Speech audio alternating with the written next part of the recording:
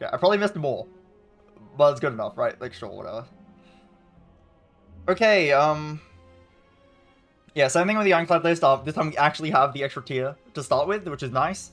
Yeah, same thing with the Ironclad list. If an attack is, like, attacks will generally be considered at the point where you're going to pick them up, because most attacks you're not going to take later in the game. I'm not taking, like, yeah, I'm not taking most attacks in Act 3, or even, like, late Act 2. I'm not taking most attacks, so, you know, no point saying, oh, you're going to skip them, attacks are bad. Doing 2 tier lists in one. I wasn't going to, but the first one actually seemed to do alright, so I was going to do it today, but I wasn't going to do it right now. So I may as well just do it right now, sure.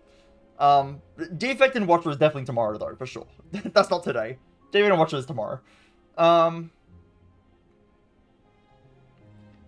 But yeah, what am I saying? Where's my brain gone? Yeah, basically every attack is a bad draw late game, so I'm not going to judge attacks too heavily for that. I'll try to judge them based on, like, how good they are to take in Act 1 when you're actually going to take them. Obviously, though, if it really, really sucks late game, like Wild Strike, then... I'm actually surprised people like Wild Strike. Anyway, yeah, if it really sucks late game, then I'll probably factor that in. If it needs an upgrade, I'll factor that in, stuff like that. We can just start, probably. Hopefully I know how to play... Hopefully I know how to talk about Silent cards. By the way, I just want to say, Silent is my worst character at the moment.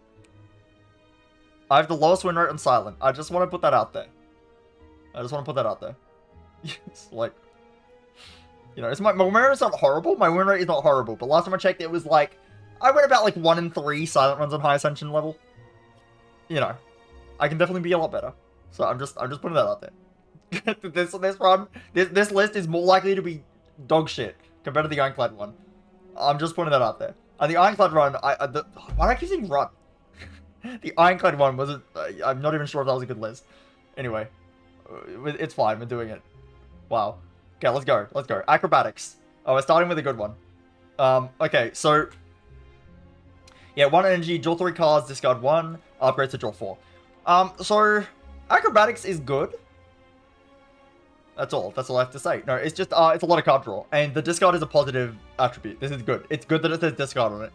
Because Silent has things that trigger off of discard. You can discard bad statuses like burn. You can discard curses. It's actually positive to discard things.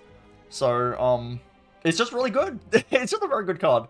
You can't really go wrong with Acro. Acro is the type of card that I will add multiple copies to a deck. Like, I don't know when you're meant to stop. You can add like 3 of them quite comfortably. Like, you could keep going if you wanted. It does depend on how much energy you have sometimes. Early game this is not great because early game you don't have enough energy to really actually like play anything after you play the Acro, which is a bit sad.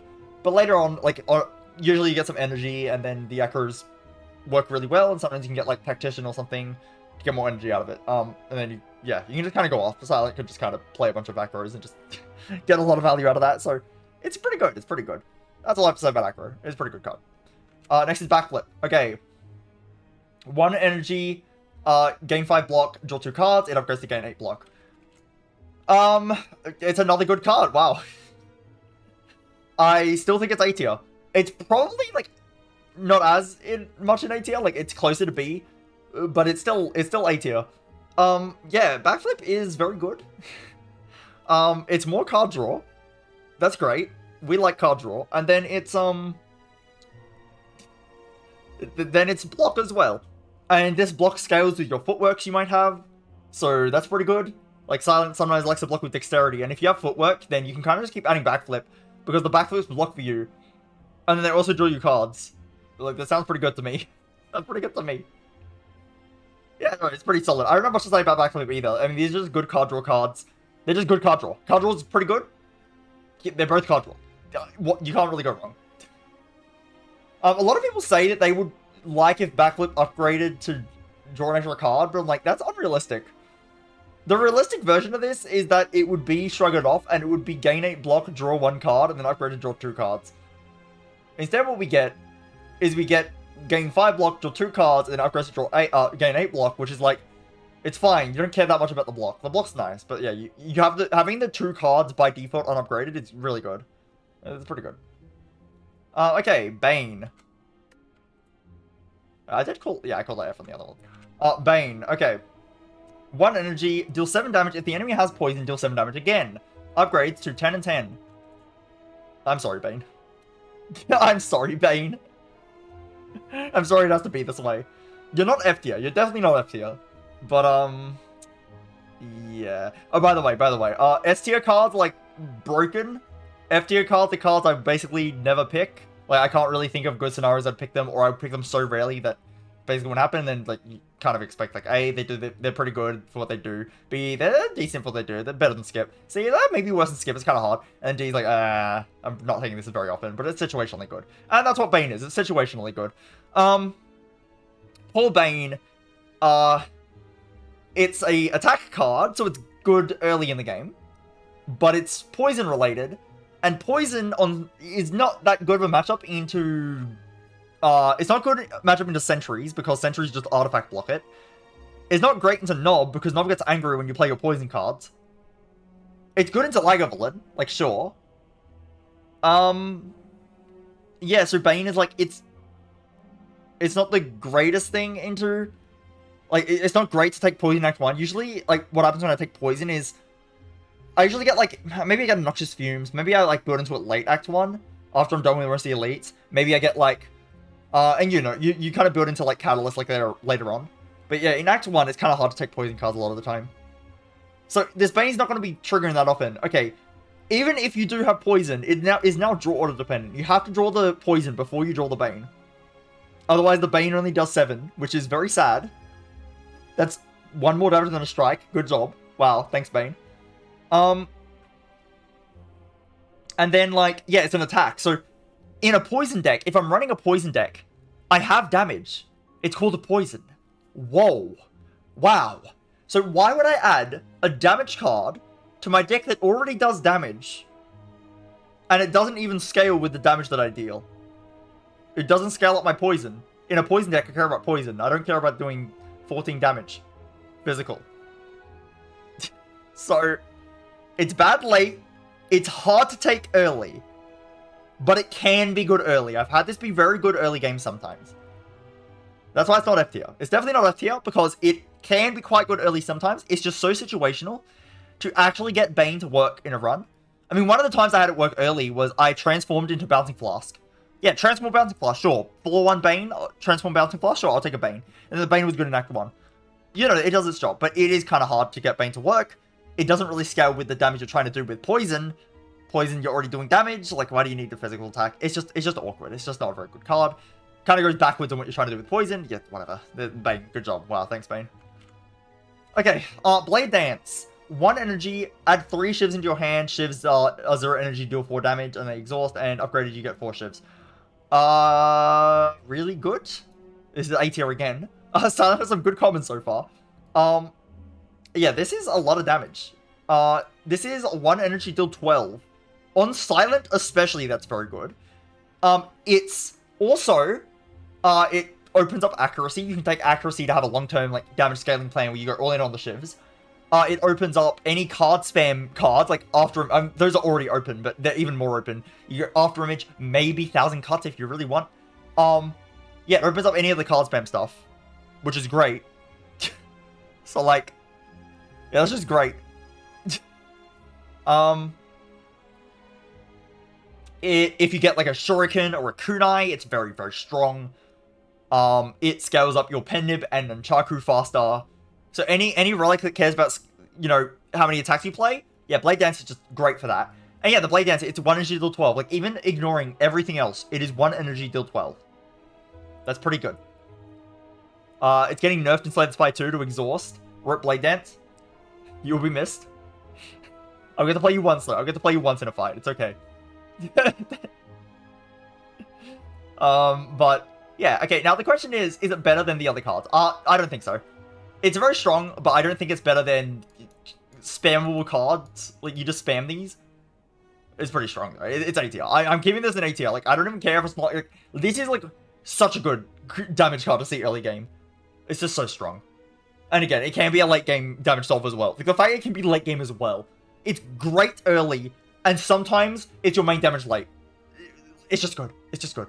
It's not the best thing in the world, but it's good. Yep, okay. Cloak and Dagger. Cloak and Dagger is 1 energy, gain 6 block, add a shift to your hand, upgrade, add 2 shifts to your hand. Unupgraded Cloak and Dagger is kind of sad, but I do like upgraded Cloak and Dagger a fair bit. Yeah, I mean, similar things to Blade Dancer. The problem with the Cloak and Dagger is it's not nearly as much damage. Like, okay, Silent, you start with a block deck. Your deck is, 5 strikes, 5 defense, that's equal. But then, the other 2 cards, what are the other 2 cards? Survivor, that's a block card. And Neutralize, basically a block card. So, you start with 7 block cards out of 12. Yeah, you need some damage, don't you? And what does this do? Less damage than Strike. It's Iron Wave. Now, Iron Wave and Ironclad is better because it's actually, like, adding block. Like, Ironclad does need to block a bit more, and yeah, it's fine. This is Iron Wave on Silent, but it's actually more skewed towards the block than it is the damage. And then it's again, on Silent, where you don't really need to add more block, you just want to add big attacks. So it's kind of hard to take it early. I would definitely put this in C for taking it early. The thing is with Cloak and Dagger, though, is that the upgrade is decent. The upgrade's plus 4 damage. Actually makes it a good damage card. Like, it actually means it damages Strike. And it scales into the Shiv build. If you're building Shivs, you can, yeah, the extra Shiv is nice. It's very good if you have True Nine, having the 2 Shivs. I do like upgrading this card. Unupgraded, I don't like taking it that often. Upgrade is pretty good. I think it's either top of C or bottom of B. I might put it top of C just because it is something I don't think I'm taking in Act 1 unless I can actually afford to, like, upgrade it, or unless I already have accuracy. I don't think I'm taking it in Act 1 otherwise.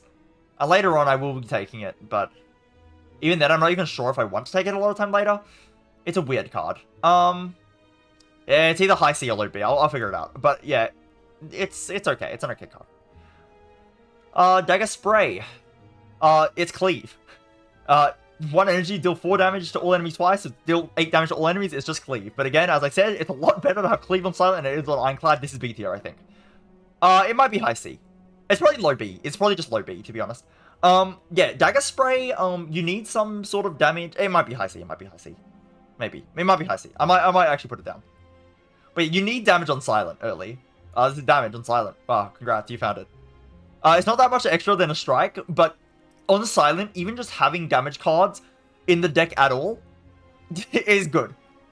Just having more density of like, more damage density is important. So, the Dagger Spray is better just for that reason. Not actually sure if it should be in B tier. Maybe it is still C. I might just still put it in C. It might be a high C, though. But yeah, it's good. Because this is one of the lower end of damage cards I want to add on Silent. So, do I put Cloak and Dagger high just because... I'll put Cloak and Dagger high just because later in the game, I have more use of Cloak and Dagger. With Dagger Spray, I want to avoid it at all costs. But I don't think they're different tier. I'll put Dagger Spray lower.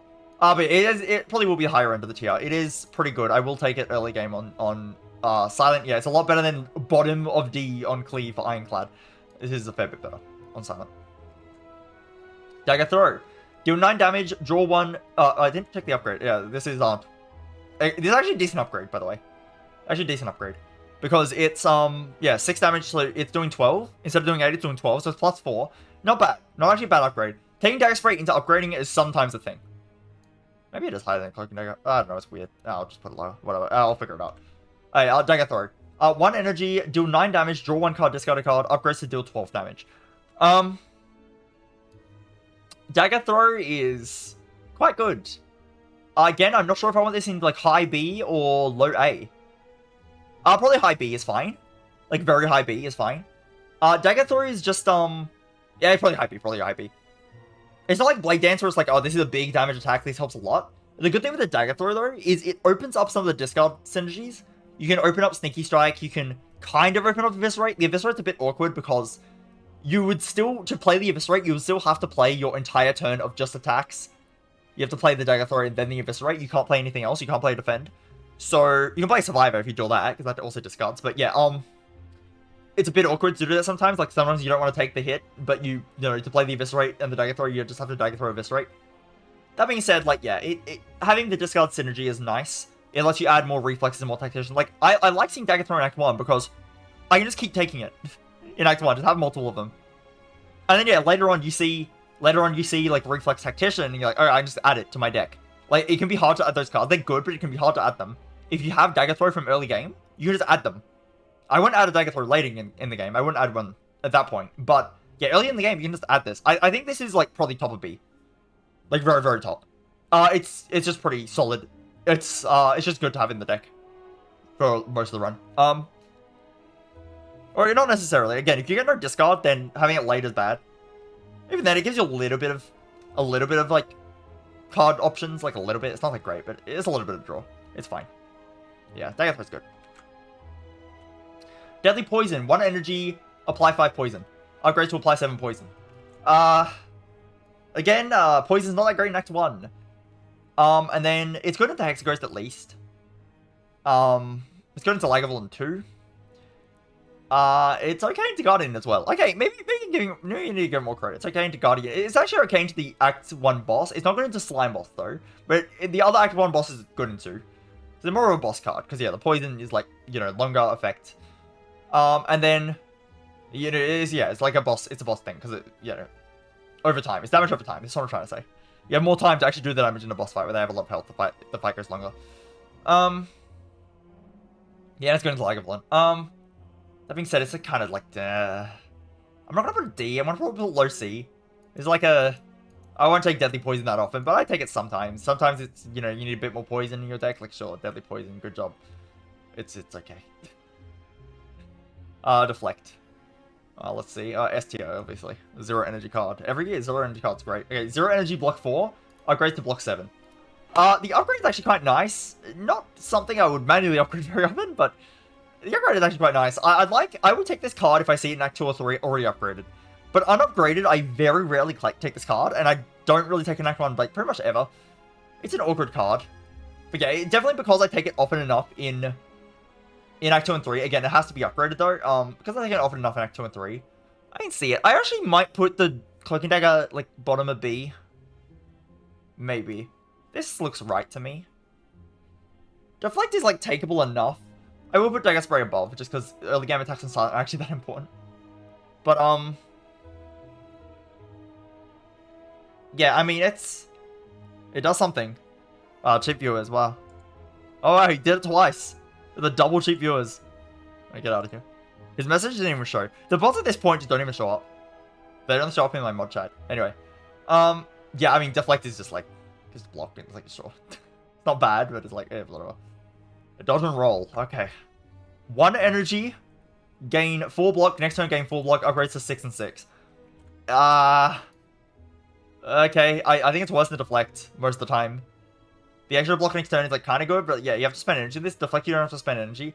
The Deflect and Dodge and Roll are both good in Footwork builds. Like any dexterity. You can... Did that show up? I accidentally right-clicked. I don't think it did. I haven't tested it. Did that show up? No, it doesn't. Okay. Yeah, it's good in, like, dexterity builds. But, the base numbers on these cards are so sad. The base numbers are so sad. And it's a basic block card. You're not going to want to take it and then upgrade it. That's sad as well.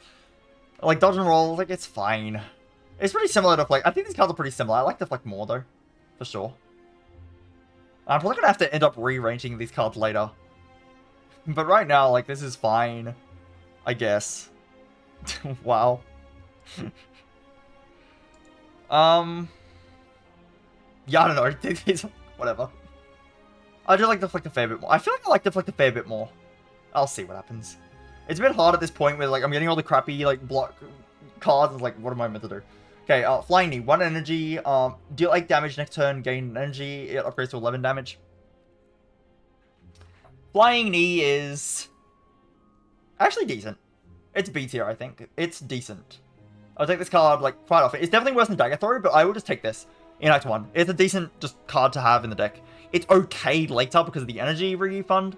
But, you know, you're not going to take it later. It's mostly just for Act 1 damage, and it works. It's fine. It's serviceable. There's not much to say about Flying Knee. It's just a decent card. It's like, yeah, sure. Act 1 damage. Okay. Definitely worse than Dagger Throw, because Dagger Throw is the synergy. Better than Cloak and Dagger, because Cloak and Dagger is not really there because of Act 1. It's there for... it's there because of, like, Shiv synergy and stuff.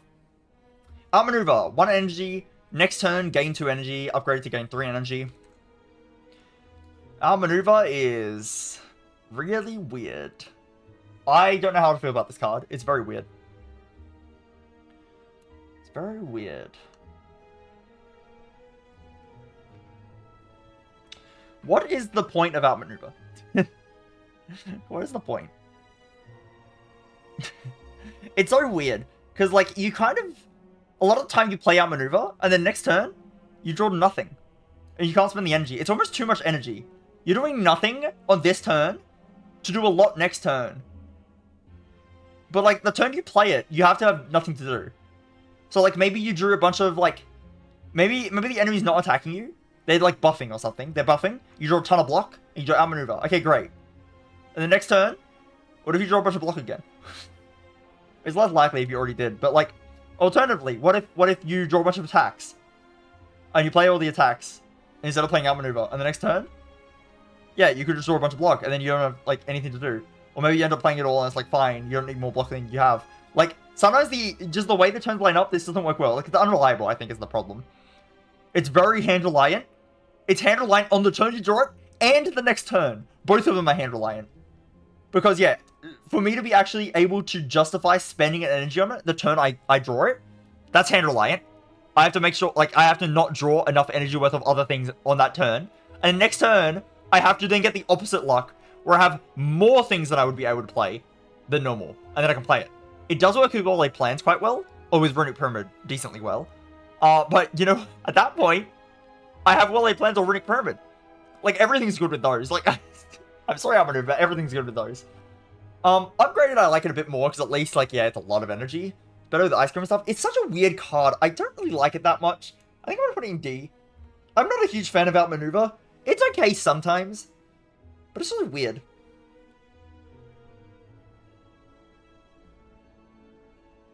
Sorry, my thing is actually, I need to correct that. Okay. That's correct, right? Yeah, that's right. Okay. Yeah, I'm not a huge fan of the Outmaneuver. It's not very good. It's better than Bane, though. At least I actually add it to my deck sometimes. I'm sorry, Bane. Piercing Wail. Okay, so... 1 energy. All enemies lose 6 strength this turn. Exhaust. Upgrades to 8 strength. I could maybe see this going to S. I don't think it's quite good enough. It's probably top of A. But, like, this card is stupid. Don't get it twisted. This card is dumb. It blocks, like, 5 million. It blocks the whole multi-hit of the heart. It blocks, like, Book of Stabbing. Like, his entire turn is gone. Like, this is very often 1 energy, block the entire turn. If it's not block the entire turn, then it's block a shit ton. Like, maybe not literally all of it, but a lot of it, right? Quite often. There's blocks heaps. Is it ever better than Acro? Maybe Acro is better, because Acro is, like... I think for some decks, like, you really need the card draw, and this is helpful, but... I don't know. I think, like, you have other ways to draw cards. You don't need Acro. Piercing Wail is, like, kind of the only thing it does. Well, to be fair, if you have a lot of block in other ways, like, maybe you just can block without Piercing Wail, you know? Like, maybe you already have, like, infinite block. So... yeah, maybe you already have infinite block. Maybe you don't need the Piercing Wail. But it's pretty strong. It's pretty strong.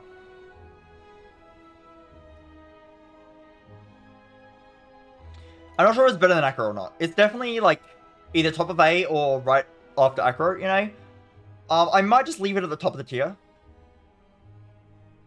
Because I think this is easier to take earlier in the game.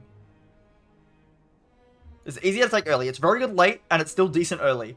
While Acro is, like, only... sometimes it's not actually that good. Yeah, I'll put Piercing Wail high, I think. This card's stupid. You can take multiple copies, and it's fine. The second one is not as important, and the third one is definitely not as important as the second one. But, you know, the first 1 or 2 is pretty good. Acro's more spammable. I don't know. These are both very good. I don't know. They're both very good to common, the cards. Piercing Wail might be, like, one of the best commons in... or it is one of the best commons in the game. Is it the best common in the game? It could... it actually might be. Maybe it is just better than Acro, then. Yeah, it's probably better than Acro. Is it? It is a bit draw order... it's a bit, like... yeah, it's kind of draw... not really draw order reliant, but, like, turn reliant. You need to draw it on the right turn. If you draw it on the wrong turn of the heart, like, it only blocks 6. I think that's really sad. You need the Acro to actually help. Maybe Acro is, like, more consistent. Is Aggro more consistent? Maybe it is. Maybe that's true. Huh. Maybe that's actually true. Also, another thing with Piercing Wail, you can use it to permanently reduce Time Eater's strength if you use it on the turn that he's healing.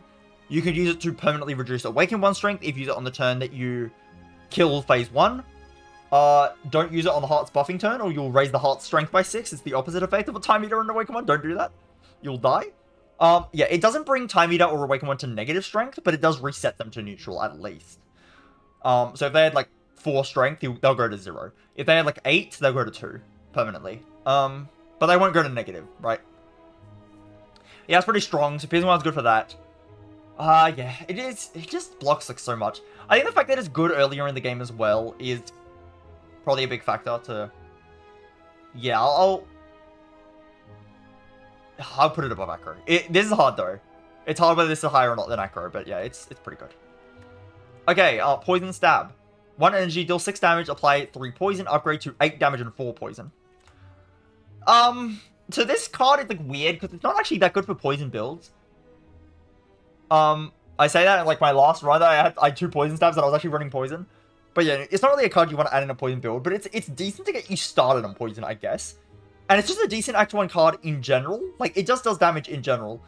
On Sentries, it's not like great because they'll probably block the poison, but you can just play Neutralize and then play Poison Stab to apply the poison, or you could play Poison Stab and then play Neutralize to block a bit more if you need a bit more block that turn.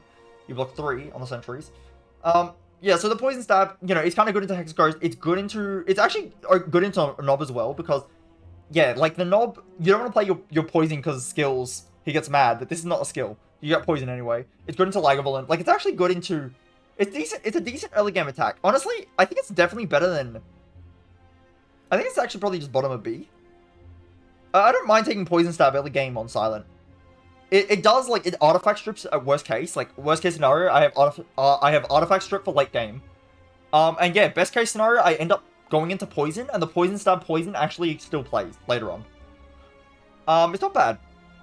Yeah, it's not bad. It could instead be top of C. I could see this as an argument. Dagger Spray also, like, these are both okay. I feel like the Poison Stab is better, though. Like, yeah, just giving you an opening on Poison, like, it's the same reason Blade Dance is good. Well, it's the same reason Blade Dance is as good as it is.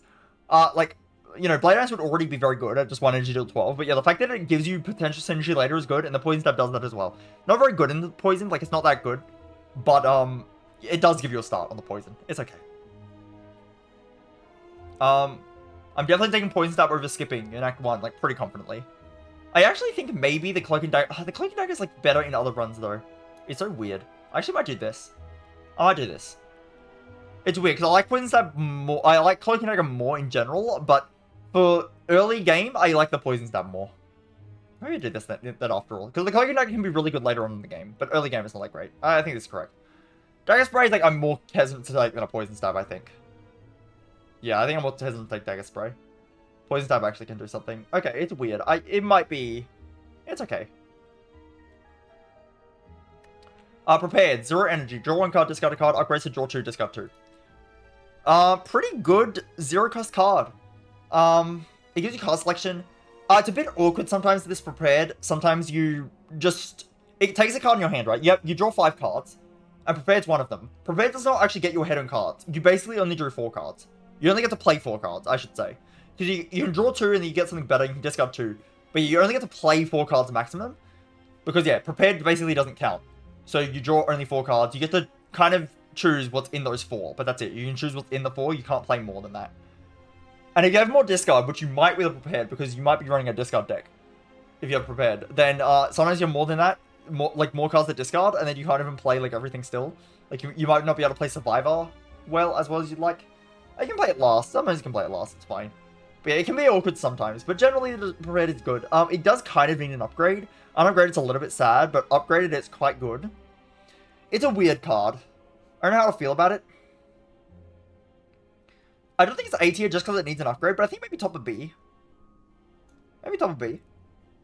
It does really need an upgrade. It's not really an early game card. But, Unprepared's fine. Like, I'm happy enough to have prepared. I think I will put Dagger Throw above it, though. Because Dagger Throw is just such a good early game attack. But I think this makes sense. Prepared, it's like, yeah, it's not... It's a bit hard to place. Sometimes it's not even that good. But, and it kind of needs the upgrade. There's a few things holding it back, but it is pretty good. So I'll just leave it here. I think this is good. I like that.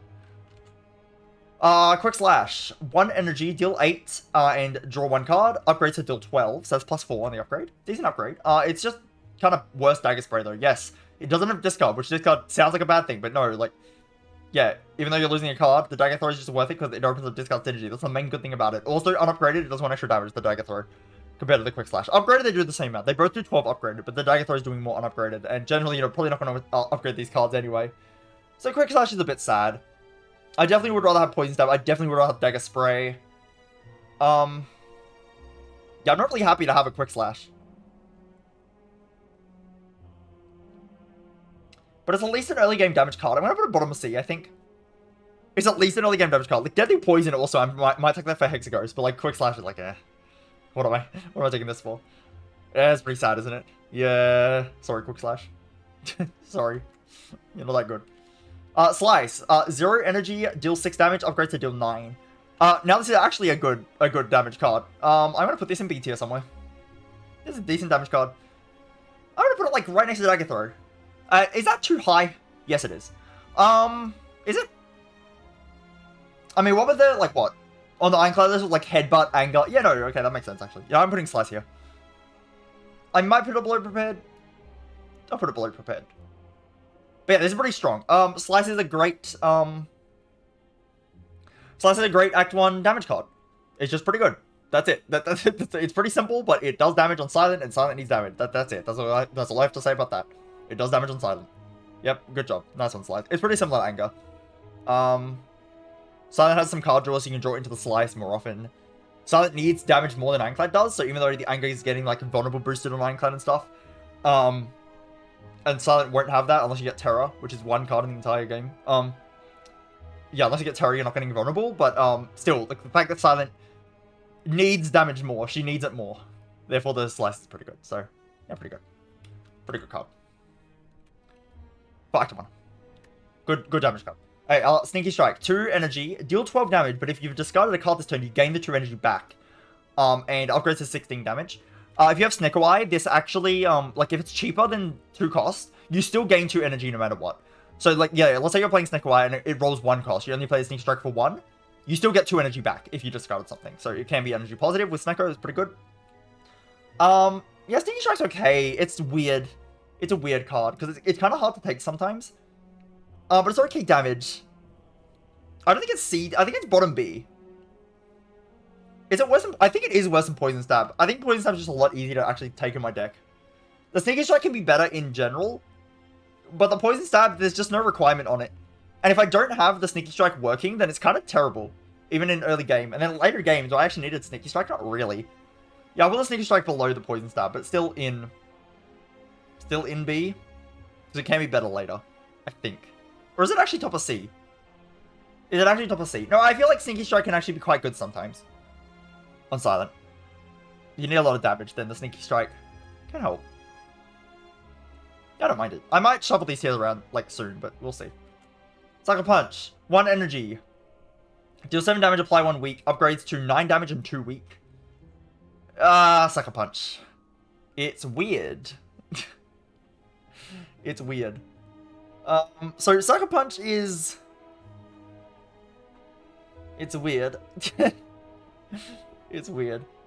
Like, it's fine. I'm just not that happy to have it. Is that just me? Am I just not... I'm just not happy to have it. It doesn't really, like... Okay, here's again. It's the same problem as Cloak and Dagger in Act 1. Again, Cloak and Dagger is a bit high because it can be very good later.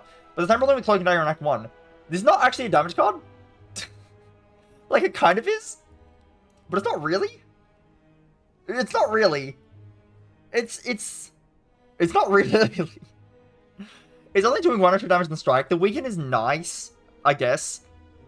But it's just not doing that much. The Weaken can be good later, but you have other sources of Weaken that are better than Sucker Punch. I do think I prefer having Dagger Spray a lot of the time in Act 1. Yeah, Sneaky Strike's not... Sucker Punch is not my favorite thing to take in Act 1. Pretty much ever, but... It's like, it's okay. It's okay. It is fine. I actually would I put Poison Stab lower than the Sneaky Strike? I think Sneaky Strike has higher highs, but the Poison Stab I'll take an Act 1 instead of it. Yeah, I'll do that. I do like the Poison Stab enough that I'm willing to put it there, but it's not that great either. Yeah, Sucker Punch is just a bit weird. It's not really increasing your early game damage that much. So it's a bit awkward. Yeah, that's fine. Is that all the commons? Wait, what? Well, that's actually all the commons. Wow, there's not many commons. I guess Dying Cloud a similar amount. Okay, accuracy. Pretty good. Pretty good. Wait, I haven't checked the thing. F tier. Oh, it's in F tier. It's in F tier. Okay, 1 energy, Shivs deal 4 additional damage, upgrades to 6 additional damage. Accuracy is quite strong if you're building Shivs. There's actually not that many Shiv cards in the game. It's Blade Dance, Cloak and Dagger, Storm of Steel, and Infinite Blades, I believe. It's only 4 cards. But Blade Dance and Cloak and Dagger are both commons. And there's some relics that give you Shivs and stuff. Like, you know. No, actually, really. It's basically just Ninja Scroll that gives you Shivs. But still. You can build into Shivs, and Shivs are quite strong if you build into it. The thing with accuracy is a bit awkward because, like, I don't know, it's actually not that awkward, because Blade Dance is a good card anyway for Act 1. So the fact that Blade Dance is already good, you're already going to take Blade Dance if you see it, means that if you see accuracy later, you already have a Blade Dance for it to play immediately. But it's basically just Blade Dance that's true for. Storm of Steel is not very good, unless there's accuracy. Even with accuracy, it's a bit weird. Infinite Blades is not that good either. And Cloak and Dagger kind of needs an upgrade, and also not that good in Act 1. So it's only actually Blade Dance that you're going to take in Act 1 before you see accuracy. And if you don't have a Shiv card, then you're not taking accuracy before the other ones either. Unless you're risking it. You can try to risk it. See, accuracy is very weird. It can be very strong. I do like having a damage plan on Silent. Silent sometimes is more damage plan, and this is a damage plan. But yeah, it's a bit awkward to actually slot into the deck. So I'm not sure if it goes bottom of A or top of B. It is quite strong, so maybe it just stays bottom A. Because it's quite strong. The thing with accuracy is you don't necessarily need it in a Shiv build. Sometimes you have like a Shuriken or something, you have like strength scaling in some other way, and you don't actually need accuracy. But generally the accuracy is pretty strong. I think it's strong enough that I can put it in A, and it's fine. Because when it works, it works. But yeah, the fact that it is conditional brings it down a bit. It's pretty conditional, but when it works really well. So I'll put it in A tier, after all. But yeah, it is a little bit conditional. All out attack. 1 energy, deal 10 damage to all enemies, discard 1 card at random. Upgrades to 14 damage. Is it actually better than Dagger Spray or not? Is it actually better than Dagger Spray? Because I don't really want to play all out attack later. And Dagger Spray is a better upgrade. No, they're both +4. They're both +4. I still think this is okay. I'm going to put it here. I'm going to put Dagger Spray above it because I think in Act 1 the all out attack's better. Well, okay, here's the thing, right? Both the Dagger Spray and the all out attack are cards that I don't really care about playing late game anyway. So, maybe it is just better. The +2 damage in the early game is kind of relevant. It's +2 AoE. The discard can be annoying, but it's sometimes fine. Sometimes it's actually a good thing. Sometimes. But mostly it's just like, eh. Mostly it's kind of bad. But, yeah, the fact it has a lot of damage in Act 1 is kind of nice.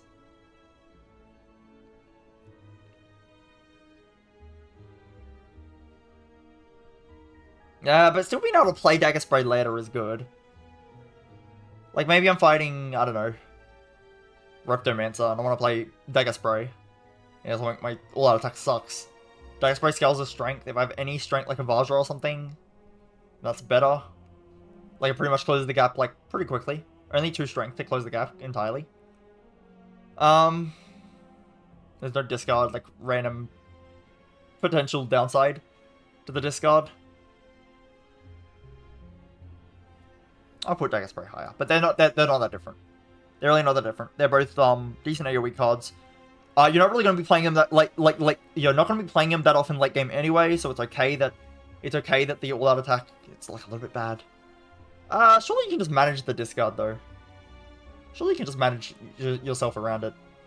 I could discard important things. I don't know. I'll put it slightly below Dagger Spray, but they're pretty similar. You take it for Act 1 and Act 2, and that's it. That's it.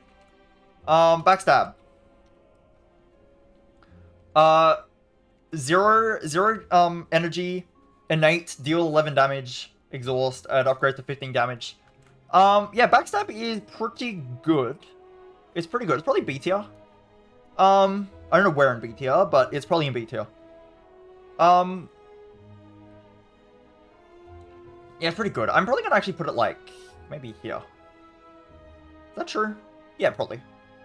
I put it fairly high in B. I do still think Dagger Throw is probably better overall because it opens up like synergy. Yeah, the Backstab is pretty strong for early game. It's quite strong for early game. It's not like super strong, but it's pretty strong for early game. I like Backstab. I don't think there's much to say about it. It's just a good card. That's all there is to say. But yeah, it's nice. Thanks. Good job, Backstab. Wow. It's a fair bit better than Slice, isn't it, though? It is a fair bit better than Slice. Because, like, Slice you can redraw. But how often are you actually, like, redrawing Slice and happy about it? I really like how you're showing the cards you're talking about. It makes it easy to follow along when joining, and if you want to quickly find a placement later. Yeah, I'll probably for the VOD, I actually might do the timestamps, which will take a while, but I feel like doing it. But yeah, I was gonna start stream earlier, and I'm like, nah, I'm actually gonna get the top left thing. Yeah, it's actually the game. Like I can upgrade. Like this is the actual game. Yeah. Also, the game music is from the game as well. I don't have like a YouTube tab open with the music. I just have the game open with the music. It's convenient. It's solving a few. It's just convenient. So yeah, I was talking about Backstab. I don't know. This slice seems too high now. The slice seems too high. Maybe it is just better. It probably gets better. I edited the layout. Oh yeah, yeah. The tier list just takes up the entire thing, which is fine. So I don't need the bottom like things. I got rid of the chat banner because otherwise you can see behind the card. I made the chat like smaller, take up less room. Yeah, I edited my layout a little bit for the tier list to work. Don't have to do anything crazy, but it's nice. I actually think I will put Backstab higher in this tier. It's not A tier. It's not A tier, right? Surely not. But it's like definitely better than Slice. It's definitely better than Slice. Like for sure. And I think Slice is a decent card. Like how much is Backstab helping Silent in Act 1? A fair bit, right? A fair bit. It's not helping on bosses like that will take a while, like Hexaghost, for example, but it will help on like Slime Boss. You draw 7 cards on Silent, so you can afford the Backstab. Maybe it's just fine. Is it ever A tier? That feels too high though. A tier feels too high. Is that actually true? Maybe it is like barely A tier. Doesn't feel good enough. But it's good in Act 2 as well. Like, Act 2, Elite, you need to do some damage early. Like, it kills a gremlin for you. It does enough things. It does enough things. It does enough things. Fine, it'll get low A. It'll get low A. I think it gets low A barely. Yeah, it'll get low A barely. Okay, sure. Yeah, sure thing. Yeah, it does enough. It helps against Tri-Slavers. It weakens one of them immediately. It will synergize with any, like, Bag of Marbles or anything you have. It's good. Fine. Backstab convinced me. Okay, Blur. I don't understand this card. 1 energy, gain 5 block. Block is not removed at the start of your next turn. And it upgrades to 8 block. Yes, 8 block. Oh, it's so weird. I know that this card is, like, decent, but I just never know the situation I'm meant to take it in. I guess, like, I take it on, like, Footwork builds, I guess. Like, it's good on Footwork builds. If I don't have a Footwork build, when do I take it? Is there ever a time? I don't know. I don't know how to use this card. I just don't know how to use it. Surely it's better than Deflect. What if I just dump it at the top of C tier and call it a day and just move on? So I don't understand Blur. I don't understand Blur. I know it's pretty good if you know how to play it, and I don't. Because again, I'm not as good at Silence as I could be. So there's probably... Yeah, I mean... I'm just gonna drop it top of C and call it a day. I don't know how to rank Blur. I just don't know how to rank Blur. I'm not good enough. It's decent. It's good. The effect of this, the not losing block, actually can work. But yeah, you kind of need like some sort of way to use the block. It's a weird card. I don't know. Bouncing Flask. Okay, I used to love Bouncing Flask. I now don't like it that much anymore. Let's see where I'm ranking it. I actually don't know where I'm going to rank it. This is interesting. Okay, 2 energy. Apply 3 poison to a random enemy 3 times. It upgrades to hit a random enemy 4 times. So it's like 9 poison or it's 12 poison. It's the same as Sword Boomerang, where it's a random hit and it's poison. The poison's nice, but applying poison to multiple enemies at once is not good. That's not a good thing. Because you want to stack poison on one enemy to make the, you know, the reduction of the poison over the next few turns. You know how poison, like, it loses value over the next few turns? Like, that's less relevant if you stacked it all on one guy. Right? Yeah. And this doesn't stack it on one guy. It's also quite expensive. 2 cost is kind of hard to play. It's very good if you burst it. You can get a lot of poison. It can be good, like, really good for some poison decks. But sometimes it's like, maybe I'd rather have Deadly Poison. Sometimes. I have had that happen before. I'd actually rather have Deadly Poison because of the cheaper cost and it's targeted entirely. Or the Bouncing Flask is not targeted at all. But it is good in single target fights. Like, it's so weird. I think it is C tier. I don't think it's bad. It's really just C tier. I honestly don't even think it's that much better than Deadly Poison. It might go like here. Like, it's... Oh, it's so weird. Bouncing Flask is so weird. Yeah, it's so weird. It's odd. I'm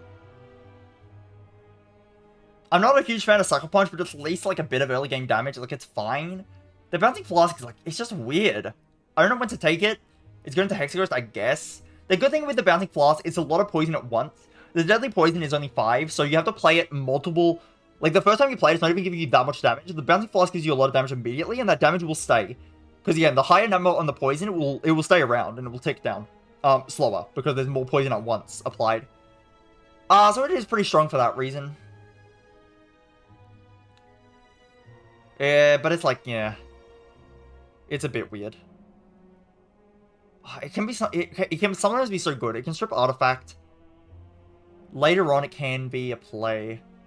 I've had this be so good later on in some runs. It's like really, really good later on in some runs. Maybe it's like here.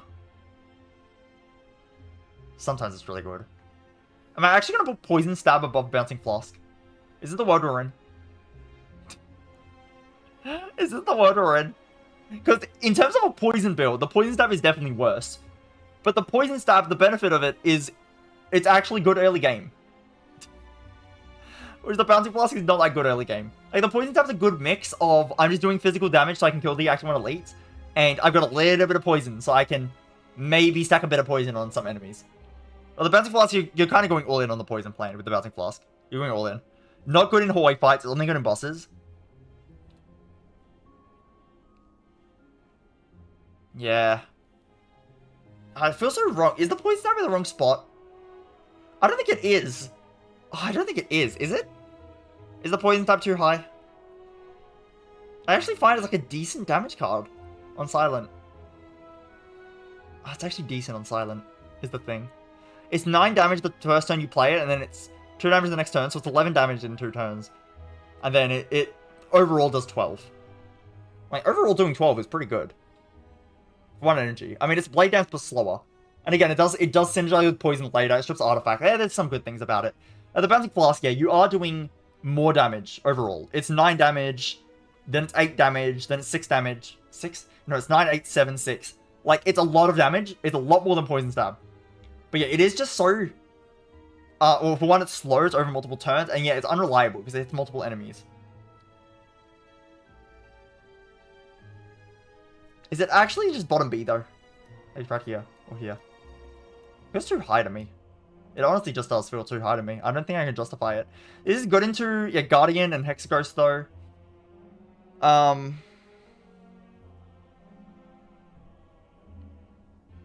Like, it doesn't even work on Spear and Shield that well. It doesn't work on Spear and Shield. Like, if you want to do a poison deck, like Catalyst, like, how are you applying poison to Spear and Shield? With, like, this is kind of unreliable. It's good into Time Eater, I guess. It's bad into Donu Decker. They have a lot of Artifact, and there's 2 of them. It's not great into Awaken 1 until you clear the minions, but if you're a poison deck, then you're gonna have trouble clearing the minions. The best Flask will get wasted. Like, yeah, the fact it's poison and random hit, like, it's not like Sword Boom, where with Sword Boomerang, it at least has the benefit that the Sword Boomerang... Oh, it's so weird. It's so weird. Because Sword Boomerang is not even that strong in single target fights. This is incredibly... Like, this is very strong in single target fights. I guess the Sword Boomerang is also good in single target fights because, yeah, with the strength boosting, it hits the same guy every time. But yeah, if the Sword Boomerang damage does get split, at least you do the full amount of damage to each guy.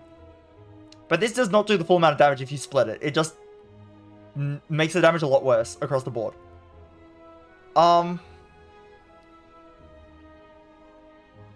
It's so weird. It's so weird.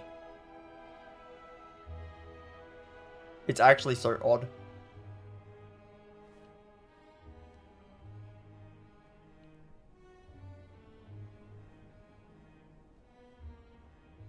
I think where it is fine. I think where it is fine. It's better than some of like the kind of lower end attacks on Silent. I think it is worse than Poison Stab just because Poison Stab is good at the start of the game. The Bouncing Blast is good later, kinda, sometimes, but it's a bit dependent. It's just a weird card. I think High C makes sense. It's a weird card. Yeah, I think I'm fine with that. It's very odd. Calculated Gamble. 0 energy. Discard your hand, then draw that many cards. Exhaust. The upgrade removes exhaust. So, I think it's A tier.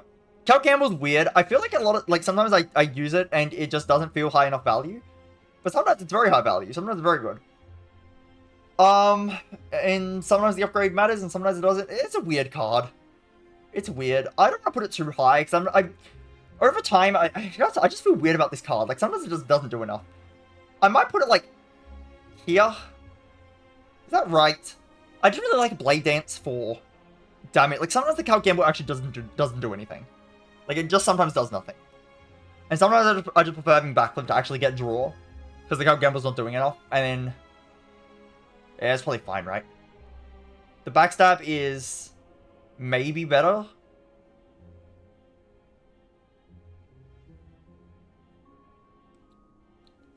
Is the Backstab maybe better?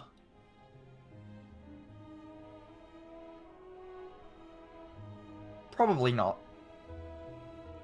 Probably not. The Calc Gamble can be very good, but it's card draw reliant. If you're only using Calc Gamble on its own, it draws you 4 cards. But again, you have to play none of the cards. So... okay, maybe you have like 2 good cards in your hand and you have 2 crappy cards. You play 2 good cards, you Calc Gamble, you draw 2. But the Calc Gamble costs you a draw in the first place. So it's 0 energy, draw 1 card. And then exhausts. It's really weird. Maybe Backstab is better. Like, sometimes it's really good though. Like, sometimes it's incredible. But it's so weird.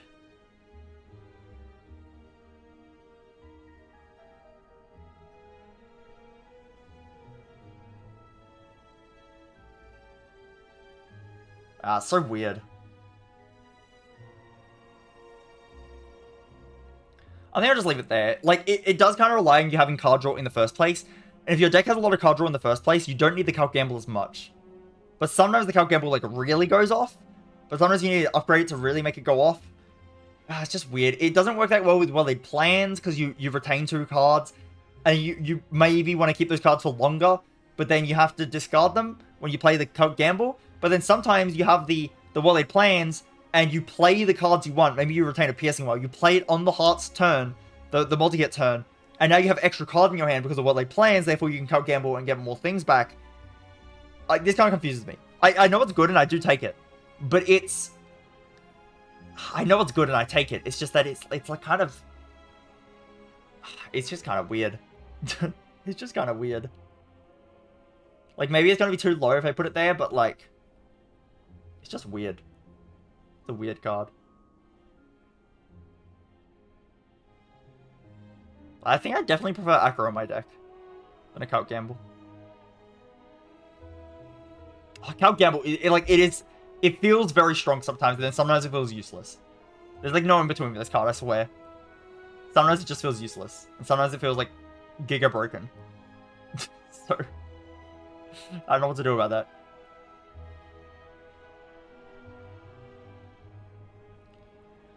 Yeah, I mean, okay, you're losing a card draw no matter what. You're losing a card draw for the option. I mean, you are just kind of drawing back in the cards you need. But the problem is you have to play the cards you want before you count gamble. So sometimes, like, you might draw an expensive card, you can't even play it after the count gamble, right? Because you need to play your other good cards. And you could count gamble. It's not just card draw. Because it's card draw you get after you've already gotten rid of the other cards. Like, it's not like Acro, where it's like, yeah, it is just +2 cards in your hand. No, like, the count gamble is like, you could think, oh, what I have in my hand, like, I have a strike, right? Like, I have a strike. That's probably not good. I count gamble, you draw something worse. Like, you draw, like, defend on a turn you're already full blocking. And you're like, huh, well, now I lost damage. Right? Like, you know, that's an example. Or you could draw Sender's Bane. It's not like, yeah, I Acro, and I can see this and I Sender's Bane in my hand. I still just play the original strike. Well, no, now you've already locked in. You do the Sender's Bane. Like, nothing you do about it. Like, that's kind of the problem with the count gamble. So it's not actually giving you card selection. You have to commit. And that can be hard to play around. It's probably better than I'm giving credit for. I think it's at least A. Like, it is good. I don't feel, like, super comfortable with it. It's a bit weird. So, I'm just gonna leave it there. It's good enough. Caltrops. 1 energy. Whenever you are attacked, deal 3 damage back. Upgrades to 5. Caltrops. When was the last time I picked Caltrops? There was a run I should have picked Caltrops. I had, like, really bad damage to the heart. I didn't see a Caltrops, but yeah, it would have been very good. This is sometimes good if you have no damage in your deck and you really need a damage solution. The chance of that happening is pretty low. It doesn't happen that often. It's not going to Necromon. Like, Quick Slash at least gets to be in C because it's going to Necromon. Like, it's okay after 1 card to just have.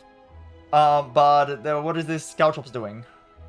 Yeah, nothing. It's probably better than the other crap here. Like, again, it can sometimes be a very good heart damage solution if your damage sucks. Don't be fooled by the Caltrops, by the way. I feel like it can be a bit of a noob trap sometimes. It's like, oh my god, it does so much damage to the heart. Yeah. Cool. What is your deck, though? If you're running a poison deck and you have a bunch of damage to the heart already, you do not need Caltrops damage. If you're running like a good Shiv deck with accuracy and you're doing a bunch of damage to the heart already, you do not need Caltrops damage. You need Caltrops damage if your deck can, like, maybe block for a ton, like its Footwork, a ton of block, and has no damage plan. Then your deck needs Caltrops, and yes, the Caltrops will work a lot. I'll put it top of D. Because, yeah, it's not that useful. It's pretty weird. It sometimes works. Good job, Caltrops. Wow. Oh, and here's Catalyst.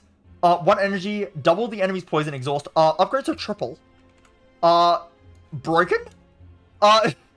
So this card, it might be the lower end of S tier because it is kind of situational. You do need a poison deck. But, like, you could just take this card and then build into poison. Like, maybe don't do it in Act 1. But, like, if you see it, like, a bit later in the run, maybe you have, like, a little bit of poison. Like, maybe you just have a poison stab. Maybe you have, like, a little bit of a start. And you could just build it into poison. And this is stupid. Like, it's dumb. It's not okay. The heart explodes. Everything explodes. You just kill the enemy. Yeah, it's just a ridiculous amount of damage. It's pretty easy to get this to, like, literally go from, like, 10 poison to, like, 500 in a turn. Like, it's pretty easy to do that. You can cap out the heart, like, easily enough. It's a lot of damage. It's very, very strong. You can Nightmare it. There's combos you can do. Yeah, Burst Catalyst is great. Nightmare Catalyst is great. Even just playing Catalyst after putting up some poison is still pretty damn good. It's a lot of damage. It is a bit situational, so, like, it could maybe not be an S. Because sometimes you can't play it, and sometimes it's draw order dependent. So maybe you need, like, a well-laid plans to make it land. I don't know. It's just it's a stupid card. This card's dumb. Just accept it. It's stupid, okay? Choke. 2 energy. Deal 12 damage. Whenever you play a card this turn, the enemy loses 5 HP. 3 HP. It loses 3 HP. Upgrade is it loses 5 HP. Choke is a card in the game. It does something. I don't know. I will take a choke in Act 1, and I'll cry if I have to. I'll cry if I have to take choke. I almost want to put it in D, but I'm not sure if that's fair. I don't know. It's really bad. I don't like choke. I don't like choke. Because the energy cost of the card kind of goes against what the card's telling you to do. Yes, 2 energy. Okay, so now I can only play 1 card. And then, wow, they lose an extra 3. Okay, so it's just 1 energy. It's just 2 energy, deal 15. Okay, what about Predator, which is 2 energy, deal 15, but you also draw 2 cards next turn. Yeah, that sounds better, right? What about, like, I don't know, 1 energy deal 8 Dagger Spray to multiple enemies? That seems better than Choke, right? Well, the Choke can be good. It's probably better than Quick Slash, realistically. Like, maybe it's just here. I don't know. It's such a weird card. I don't like it. Is Quick Slash actually down here? That feels bad. I don't think Quick Slash deserves that treatment. Does Quick Slash deserve that treatment? No, it doesn't. I'll actually pick a Knacked one sometimes. Yeah, I'll actually pick a Knacked one sometimes. It's a damage card. It does damage. It has damage on it, and it does damage. That's what Quick Slash does. It does damage. I don't know what I'm doing with this Choke, though. Like, every time I take Choke, it feels so clunky. But it sometimes is relevant. Sometimes. It just feels really, really clunky. I feel like it rarely actually gets a big turn going off. Like, a lot of times the damage you get with the Choke is kind of underwhelming. It kind of just feels worse than Finisher. And Finisher I'm already not huge on. So it's weird.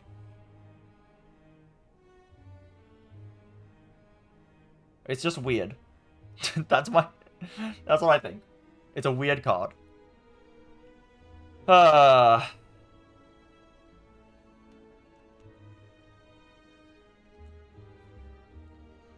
don't know what to do with this thing.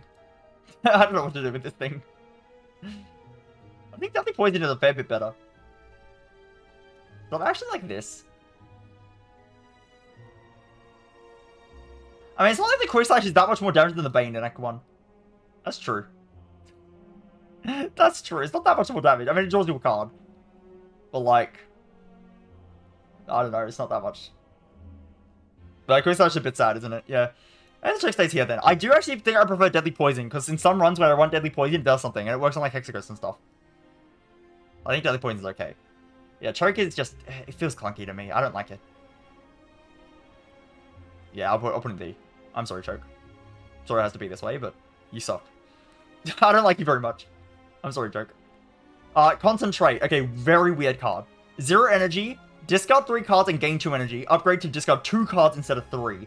So at discard 3, it's very hard to play Concentrate. Because, okay, you draw 5 cards at base, right? You draw 5 cards. And you have 3 energy.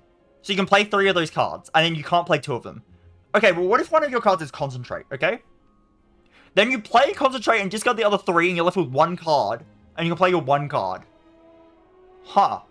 That sounds worse than just not playing Concentrate or having it in your deck at all. Yeah, and it's true. It is worse. Unless you have a lot of card draw. And if you have a lot of card draw, then suddenly this thing's actually quite good. Because a lot of card draw, you play Acrobatics. Now you have tons of cards in your hand. You can't play them all. You Concentrate, get rid of some cards. Maybe you upgrade the Concentrate. So now when you play the Concentrate, you discard less cards. I do actually find it quite relevant to upgrade this. Having less cards to discard is nice. This card is so weird, though. It's so weird. It's so weird. It's sometimes really good, and sometimes it is awful. It is so weird. It is so weird. I don't want to put it in D, because I feel like I have enough success with it that it's not D, but it's probably C. It's a weird card. It's very weird. It actually might even be low C. Like, these damage cards are actually decent to have. Maybe it's like... I don't know, I think it has high potential to Deflect, but Deflect It's in C somewhere, I think. I think I like it in C. So where am I putting it? Deflect minus. Deflect minus. And Deflect plus is a little bit better, but Deflect minus is kind of sad. So is Concentrate minus, though. So is Concentrate minus, good point. I still think I'm more likely to take Concentrate than upgrade it than take Deflect and upgrade. I'll put it here. Yeah, it's a weird card. It's very weird. It sometimes works, and sometimes it does nothing ever. But, you know, it's so weird. It's so weird. If it works really well, though. That's why I'm going to put it, like, kind of low C. It's definitely not... I don't think it's D tier. When it works... Like, it works often enough and well enough that it's not D tier. But I can't put it that much higher. Okay. What the hell did I just do? Oh my god. I broke everything. Hold on. What the hell have I done? Hey. It's fine. Good. I fixed it. We fixed it. Everything's fine. What the hell? Please just work. This is fine. Okay. Yeah, Crippling Cloud. F. No, it's not F. Crippling Cloud. 2 energy. Apply 4 poison and 2 weak to all enemies. Exhaust. Upgrades to 7 poison. Yeah, this card is It's more poison cards. I don't know how to play Silent, guys. I don't know how to play Silent.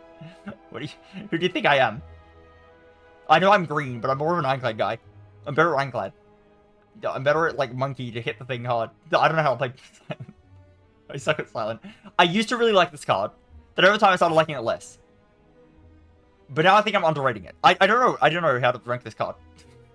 Is it B tier? It's probably B tier, right? It's decent. I think in terms of poison cards, it's actually one of the better ones. It's not much poison, though. It needs an upgrade. This needs an upgrade to actually have poison. And it's only once.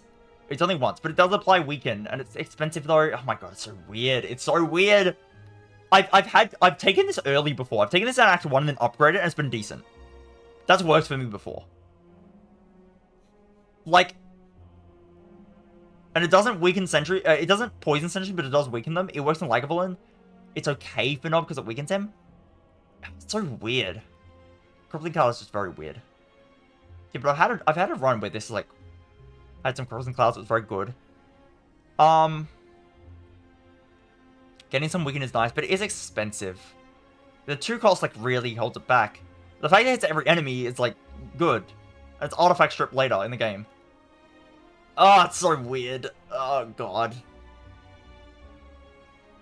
Is it the same as Bouncing Flask? Is it the same as Bouncing Flask?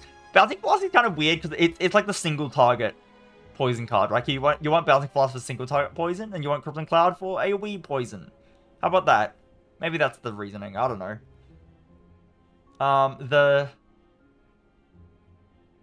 The weekend, it's only 2 turns. Like, I kind of wish this upgraded the weekend as well. Would that be too much? I feel like the weekend is kind of short. Only 2 turns is kind of sad. You're spending 2 energy to get 2 turns of weekend. I mean, Shockwave, just for instance. And I know Shockwave's an S tier card. But just for instance. Just for comparison. Just for comparison. Unupgraded Shockwave is 3 vulnerable and 3 weaken. Which I think is just better than 4 poison and 2 weaken. Like, straight up, that's just better. Like, by a fair bit. And then upgraded, it actually upgrades the weaken and the vulnerable. So you're probably doing more damage overall, because the vulnerable lasts longer. So you get more poison in Crippling Cloud Plus, so the poison lasts longer, so it does more damage. So yeah, sure, that's pretty good. But you get no weaken upgrade. The Shockwave upgrades weaken as well. Like, it's so much worse than Shockwave. It's like, I feel like the weaken is just not long enough on this card. If it upgraded the weaken a little bit as well, I would... But it doesn't feel like it's long enough. I don't really know where to put it. I feel like maybe here is fine. But is this too low? This might just be too low. I don't know. It's like so clunky. It's 2 cost. These cards are weird. I kind of want to put bouncing in front of it as well. I feel like bouncing, like, when it's important, it's very important. In Crippling Cloud, I'm not sure how often it's actually relevant. I think I'll do this. These cards are fine. I think I'm more likely to take Crippling Cloud in Act 1. Is that true? I'm more likely to take it in Act 1 and upgrade it in Act 1. I think it is okay to just take an upgrade in Act 1. To kind of brute force, like... You can kind of, like, just go through things. You can kill Lagavulin with that. The fact that it doesn't replay, though. Like, in Poison decks, you want to replay your Poison over and over, right? To actually stack it so that the Poison does more, and then they die to Poison. But you can't do that with Crippling Cloud because it exhausts. That's the other thing. If this didn't have exhaust, I would like it a lot more as well. If it was actually replayable, you could keep putting the weaken on. But yeah, it just goes away. It's so weird. I do think the Bouncing Flask is better. The Bouncing Flask is so much poison. And realistically, I don't think the weaken on this card matters that much. The Bouncing Flask, like, is a lot more poison for 2 energy. If you're spending 2 energy on a poison card, I want a lot of value. And the weaken is like, Silent has other ways to weaken things. I think it's okay, though. I'll put it here. I feel weird about this. Like, very weird about that spot. But I feel weird about a lot of these Silent cards. Here's Dash. 2 energy. Gain 10 block. Deal 10 damage. Upgrades to 13 and 13. Dash is decent. Dash is decent. It's definitely at least B. I like just having, like, a dense card. Like, a lot of block and a lot of damage. So Ironclad on... Ironwave and Ironclad was, like, a high C. This would probably be, like, a... I feel like Dash is better on Silent. Why? Why is it better on Silent? It's the same rate. It's 5 and 5 for 1 energy. It's the same rate. Why does it feel so much better on Silent than it does on Ironclad? Even though on Ironclad, you arguably have more synergy with the Iron Wave. The Iron Wave gives you block in decks that exhausted their block with corruption, so it can be a backup block plan. The Iron Wave scales with strength, which Ironclad has strength scaling. Like, it doesn't scale well with strength, but it's a block card that gives you that scales with strength, is what I'm trying to say. Right? Like, obviously Dash does as well, but it's not a card that you're playing, like, you don't have strength on Silent as often. And then, like, Silent scales dexterity, so you have block cards that you want to use with your dexterity, and the Dash is less efficient than just playing 2 defense when you have, like, a Footwork up. Like, it feels like it should be worse than Silent. But every time I see this in Silent, I take it and it's decent. And every time I see Iron Wave and Ironclad, it's just a little bit sad. It's fine, because it's fine on Ironclad, but it feels sad. Why does Dash feel so much better? Either on paper, it should just be worse. Or the same. It should be the same or worse, but it just feels better every time. And I think it's just because the character is different. I think that's it. I think the character is just different.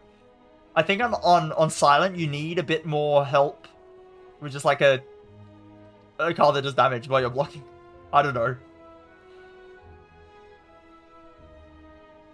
It's like, it shouldn't be much better than Cloak and Dagger either, but it's like, it just feels so much better. I don't know what it is. I really do not know what it is. But it feels so much better. And it should be worse because you have a card draw on this character. Like, you don't need a dense card. I don't get it. Why does Dash feel so good? Like, it's not crazy. It's not like A tier, but it's like B. It's like, why? Why is it that good, though? I don't know. I don't know, but I want to put it like here. Or even here. I want to put it here. Why is it a whole tier above Iron Wave? I don't get it. It shouldn't even be that much higher than Cloak and Dagger. It shouldn't be that much higher than Cloak and Dagger, because it's not even damage efficient for energy. It's 5 and 5. Like, I can't even say you're adding this card to add damage to your deck. It's not adding damage to your deck. Because, again, 2 cost. It's not really adding damage to your deck. You're still better off playing 2 strikes if you care about damage. But obviously it lets you block, so I guess the argument could be that you have to block less, therefore it's adding more damage to you. Well, so does Cloak and Dagger, but maybe the argument is that Cloak and Dagger is bad into Nob. Maybe the argument is that this is better into Sentries. Maybe that just is the argument. Against Lagavulin, you need... Actually, no, okay, I can actually point out quite a few things. There's actually... It's better into every Act 1 Elite, and here's why, than Cloak and Dagger. It's better into every Act 1 Elite. So... Sentries. You're gonna get dazed, and you're not gonna draw many cards. So drawing a dense card that does a lot is better. There you go. It's better than Cloak and Dagger on Sentries because it's dense. When you're dazing out, you literally just draw dash and nothing else, and you can full block and deal 10 damage. That's pretty good. Alright, that's a decent turn. You draw Cloak and Dagger, it's okay. You draw Cloak and Dagger on Sentries, you do 4 damage, you take 4 damage back. It's fine. But dash, you just full block and deal 10. Like, great. Lagavulin.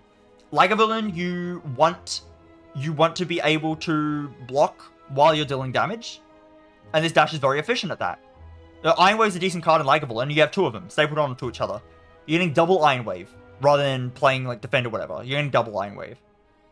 I think that's actually the thing. Iron Wave is efficient, but it's low impact. It's efficient, but low impact. So, you know, drawing 1 Iron Wave is not enough to, like, significantly skew your turn. But during a dash, you're drawing 2 Iron Waves in 1 card slot. And at that point, you're actually getting a lot of value in 1 card. So that's why it's good in Lagavulin. And against Nob, it's making your damage slightly worse. But the good thing is, it's making you have high damage for a single card. And sometimes on Nob, you'll just draw, like, because Cyan has a bunch of defense, you just draw a Nob, like, 3 defends, dash, and, like, I don't know, Dagger Throw, right?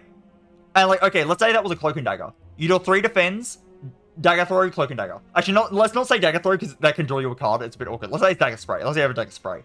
You throw 3 defends, Dagger Spray, and Cloak and Dagger. And yeah, against Nob, you're doing 8 damage, and then you can maybe do 4 with the Cloak and Dagger. It's worse than you could have done if you did Strike, and then also you made him mad.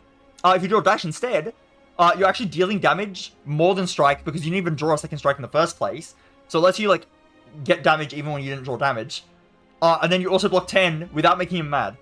So it's actually pretty good into Nob. It's pretty... it's not as good into Nob because, yeah, you do need, like, a high damage requirement. But the fact it blocks 10 without a downside on Nob, like, without actually making him mad, is quite good.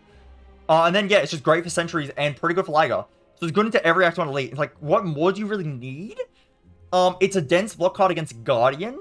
Even though it does hit you back a little bit, it actually lets you do damage in the transition phase. It's not great for Hexagon's damage, but it's okay. Like, I guess it's just really good in Act 1.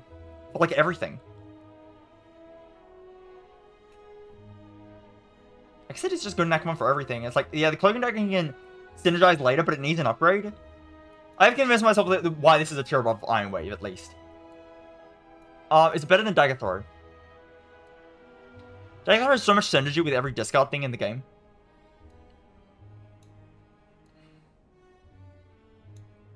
I don't know, it's weird. Dagger Throw is a lot of synergy. Dagger Throw is a lot of synergy, but it is kind of just like...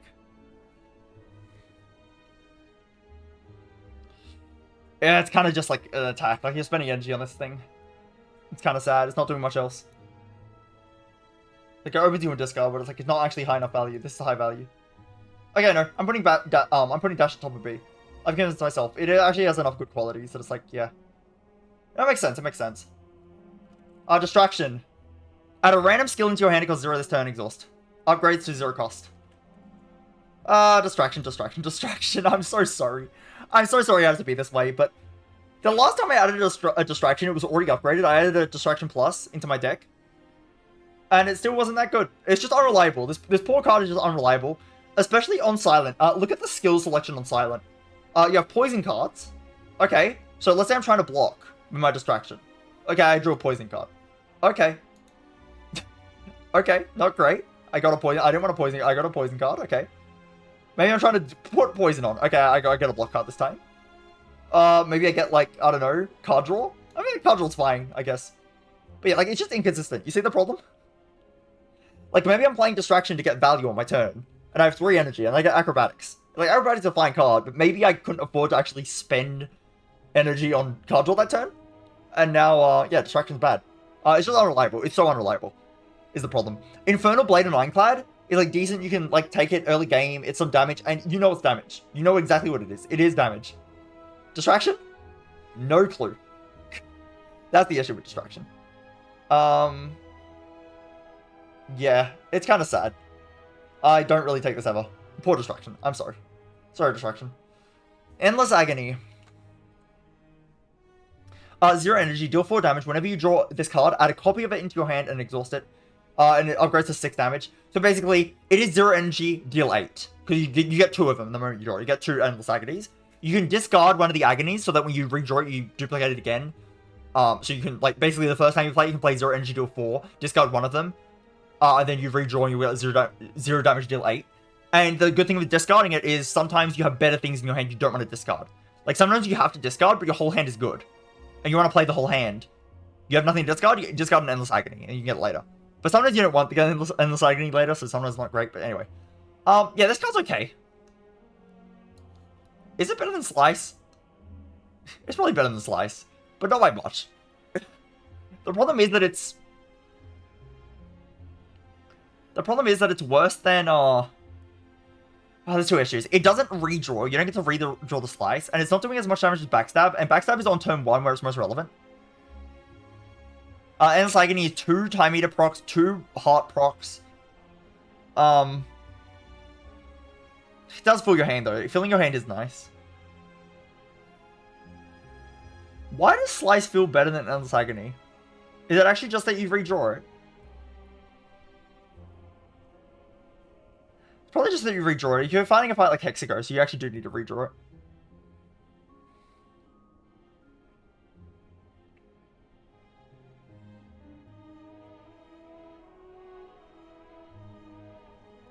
Like, Endless Agony honestly feels worse than, like, these. It's already correct. What's wrong with it? What's wrong with it? I feel like there's some things wrong with it. You can point out what you think is bad. I might change the placement. What do you not like?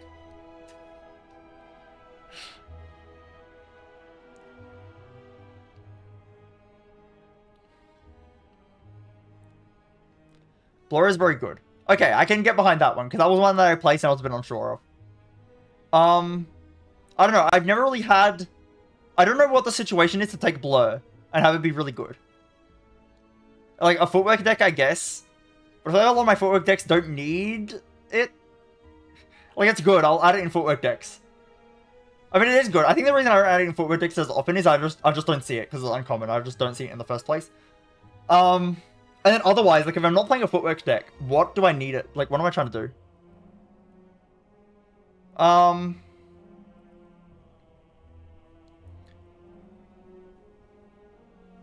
I feel like Catalyst, because you can just build an entire build around it and literally just blow up everything, Catalyst feels pretty strong to me. I know it is. I do have a bit of an asterisk. It will probably be near the bottom of S, but I do think it deserves S. Because it is actually just... It solves your damage instantly. There's enough runs I've had where it's like, I need a Catalyst, I get a Catalyst, run just instantly turns around, the run's just over. I just blow everything up. But yeah, it's a bit specific.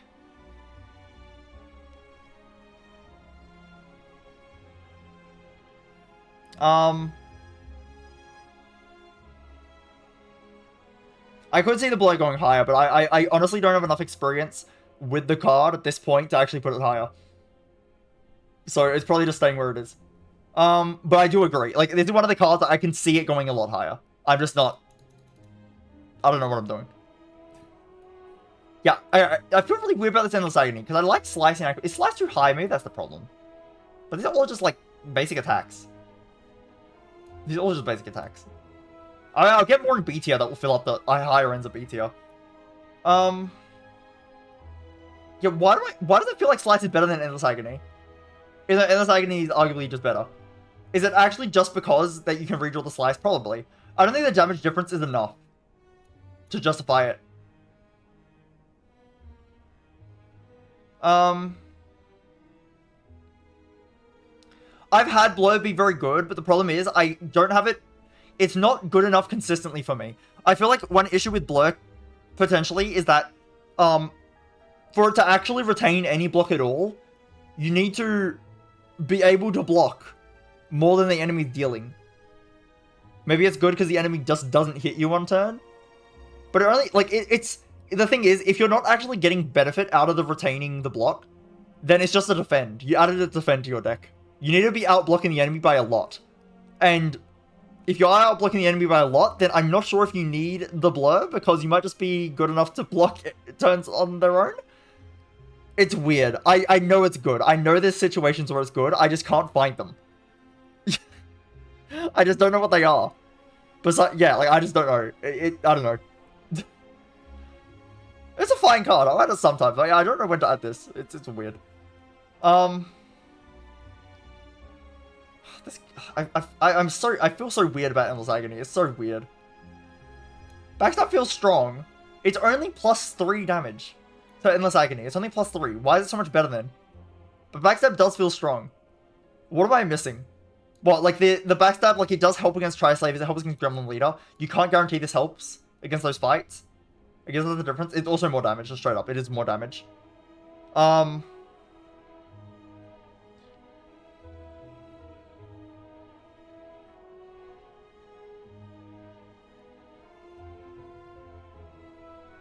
might just leave the Agony here. It exhausts us better late game. Yeah, that's true. Backstab also exhausts. The slices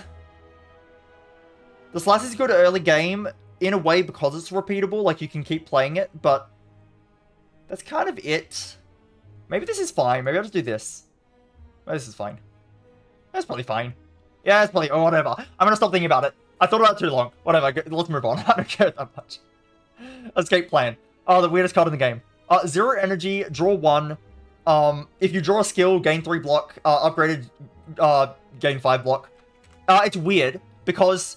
Okay, so Escape Plan is good in the early acts of the game, kinda. Like, it's positive. It's better than not... Like, there's not much reason to skip this early on, right? Not much reason to skip it early on because... Actually, no. You skip it in Act 1. It's bad into Knob. Okay, wait. So you don't want to take it for Act 1 because it's bad into Knob. It's a negative into Knob, so just skip it in Act 1. Act 2, it's good. Which is funny, because I do feel like I take it in Act 2 most often. Act 2 is good, but not like that good. It's just kind of positive. And in Act 3, it's bad again, because now you have to deal with Time Eater, and it's just bad into Time Eater. And in Act 4, it's good in Spear and Shield, kinda. Again, not that good, but it's okay in Spear and Shield. And then it's bad in the Heart. But sometimes it's not bad in the Heart. Sometimes it blocks more than you take. It's such a weird card. It's such a weird card. I guess it's like, yeah, mostly Act 2. The fact it's bad in Act 1 kind of makes it worse. Is it? I think I'm just gonna put it in C tier somewhere. I like to play. I'm gonna put it right here, okay? It's next to the other decent block cards. It's technically better than them, and it's technically worse than them. I'm not gonna think about it. I'm not gonna think about it. The problem is with Escape Plan is like it's too low impact. Is it actually low enough impact that it's not even worth the benefit you get, the negative you get against Time Eater and the Heart? Is it actually that low impact? Because in every other fight in the game, besides Time Eater and Heart, and again Gremlin Knob, so the only fights it's bad in the entire game are Gremlin Knob, Heart, and Time Eater. Everywhere else, it is just a good thing. It either gives you 3 block or it doesn't, which if it doesn't, it didn't cost you anything anyway, because it's card draw and energy neutral. So... And it actually triggers your, like, 1000 Cuts or your After Image or something like that if you have one of those cards. It triggers those. Oh my god, it is just kind of good in every, like, scenario. Except, like, 3 fights. I'm just gonna leave it there. I'm just gonna leave it there. It's such a whatever card. Like, it's not bad. Like, it's not bad enough for me to do D tier, but it's not good enough to do, like, anything else. I'm just gonna leave it here. Sure thing. Nice escape plan. You can go infinite sometimes. Wow. Okay, Eviscerate. 3 energy. Cost 1 less energy for each card discarded this turn. Deal 7 damage 3 times. Upgrade, deal 9 damage 3 times. That was a lot of damage. I like Eviscerate. It's pretty good. This is like kind of your discard payoff. Like, this is the big one. Sneaky Strike's an okay one, but this is a bigger one. But also, similar to Sneaky Strike, it's really hard to board this in Act 1. It's really hard to board this in Act 1. You board Sneaky Strike in Act 1, it's kind of just, like, kind of worse than Dying Strikes, and this is, like, again, it's just strikes. Like, okay, 2 energy, deal 12 for 2 energy is basically 6 and 6, right? This is 2 strikes. If you don't get to discard with Survivor or something, this is 2 strikes. Eviscerate, 7 3 times. Yeah, it's 3 strikes. It's slightly better than 3 strikes. Wow, nice one, Eviscerate. But if it plays really well. It's very strong if it plays. It's just hard to board it. But if you can board it, it's great. If you can board it, it's great. It's just a Skewer. Exactly. Exactly. It's just Skewer. If you don't have discard, it's just Skewer. I am probably going to have it in B tier because, yeah, the potential of it is quite high. It's similar to Sneaky Strike. It's very similar. Like... What? Sneaky Strike...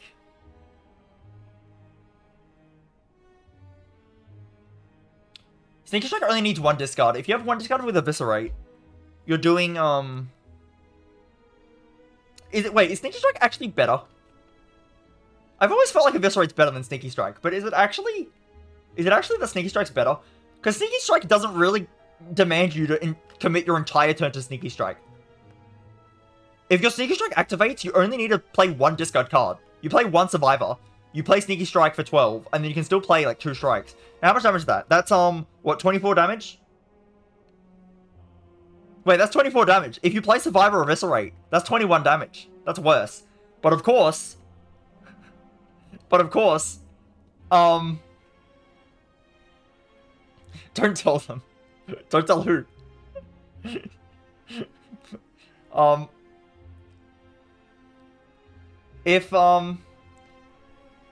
What am I saying?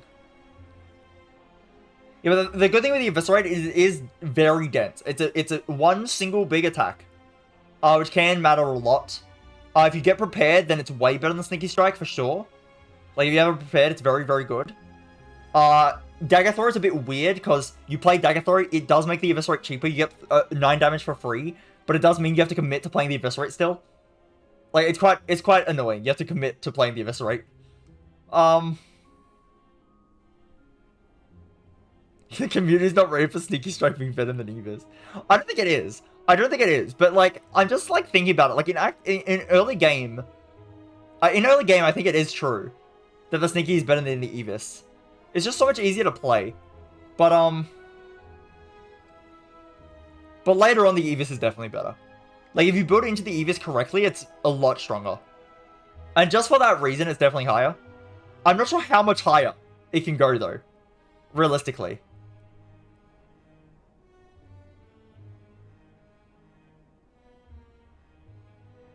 Also, I might actually drop this Cloak and Dagger a bit further down. I'm not sure how much this can... Like, I don't want to put... Yeah, final placement. I've done it. I've done it. Yeah, I think Evis is so good sometimes. It's so good sometimes. But it's just... It's kind of hard to play. In Act 1, I definitely prefer a Slice. And Flying Knees, like, whatever. I'll put it here, then. Yeah, sure. It feels wrong having Eviscerate below Endless Agony. I like Eviscerate. It's very strong. It does upgrade to +6 damage. +6 is a big upgrade. So, I don't know. It's like, sometimes you just take Evis and then you get no discard synergy and then it's useless. And then it's actually just useless. It's just a dead card. But then sometimes you get like, I don't know, like a Tools of Trade. It's like cheaper every time. I mean, Sneaky Strike's also good in that case. God, this is so weird. Oh, it's so weird. Again, you can like Acro Evis, but Acro Evis is just worse than Acro Sneaky Strike, I think. Because Acro Sneaky Strike, you can still play your other 2 energy, but Acro Evis, you have to commit to Evis. So then why'd you even Acro? Like, why'd you even Acro? You can't just into nothing. Like, it's so awkward early game. It's so awkward. The only good combo, I think, is Survivor Evis. Which lets you do a bunch of damage and still block. And again, Survivor Sneaky Strike and then doing like 2 more strikes or just doing something else is probably still better. Like, oh, this is fucking me up. This is fucking me up. I'm not ready for this. It is a lot better later. Like, it's a fair bit better later. It's actually a lot of damage.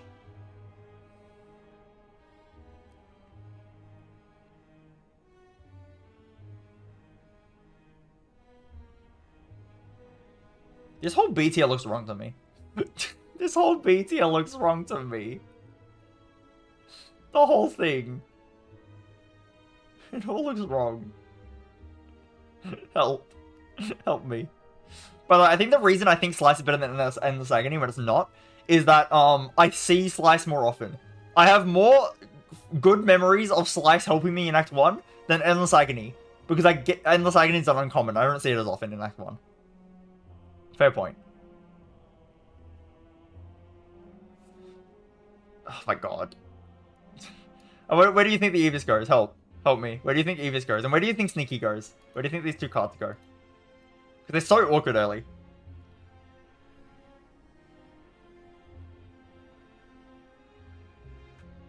Yeah, Slice is a great Act 1 card. Great Act 1 card.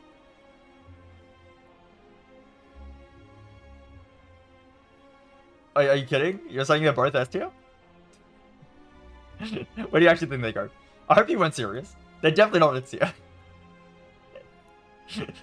I hope you weren't serious. Boom.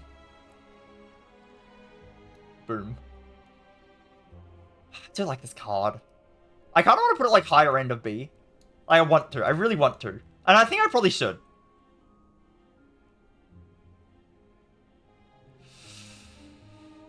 I probably just should.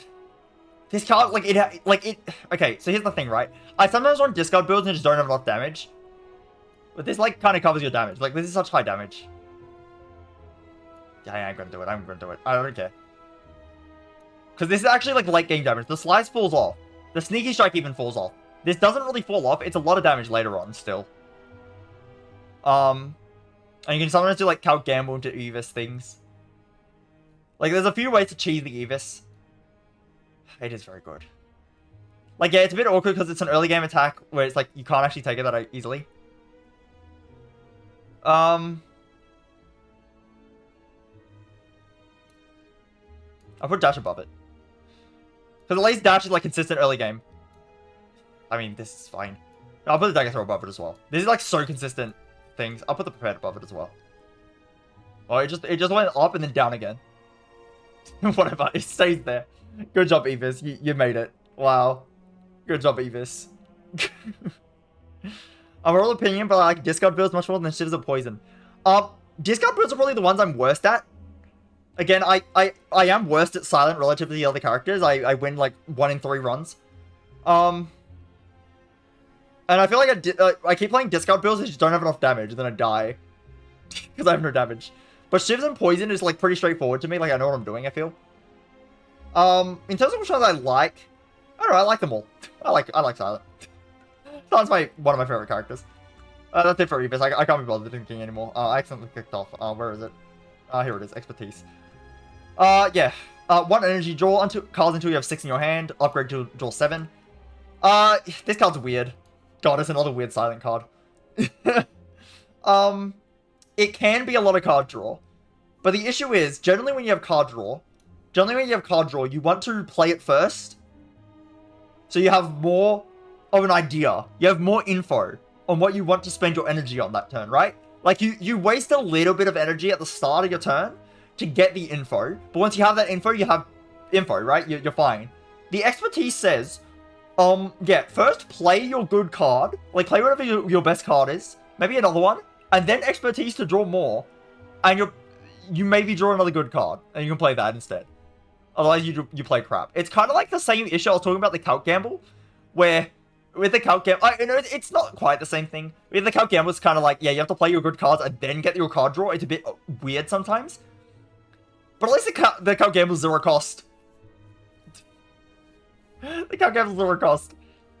The actual thing, it's just odd. It's odd. I don't think it's terrible, but it's weird. Also, if you have worldly plans, or any sort of retain, this gets worse instantly. It's bad on turn 1, because on turn 1 you draw 7, so it's not playing on turn 1. And then, yeah, if you have worldly plans, you already have quite a few cards in your hand, so this doesn't work as well. It's just really weird. It's a card draw card, though. It can't be that bad. Like, sometimes it's good. Sometimes you have a bunch of energy, like, with the Outmaneuver. Maybe it's, like, here. Maybe it's here. No, I feel like Outmaneuver sucks. Yeah, because, like, here's the thing. The actual numbers on this card look fine. Like, it's a card draw card. It seems like it's fine. Like, you start with 5 cards in your hand, right? You start with 5 cards. If you play Expertise immediately, it's draw 2 cards.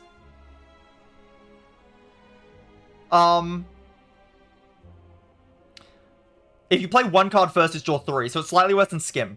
It's basically slightly worse than Skim. And then same way you upgrade. They both upgrade for +1 card. So it seems like it should be slightly worse than Skim, right? But yeah, just Silent. The way Silent works, it's a bit weird. It's good with Concentrate. If you have Concentrate, it's actually pretty solid. But it's just a weird card. I feel like Caltrops can actually like sometimes like solve a problem. This is okay. I think it's better than Outmaneuver. I don't like Outmaneuver very much. Outmaneuver sucks. It can be good on like Nightmare turns, but it's weird. Expertise actually sometimes does something.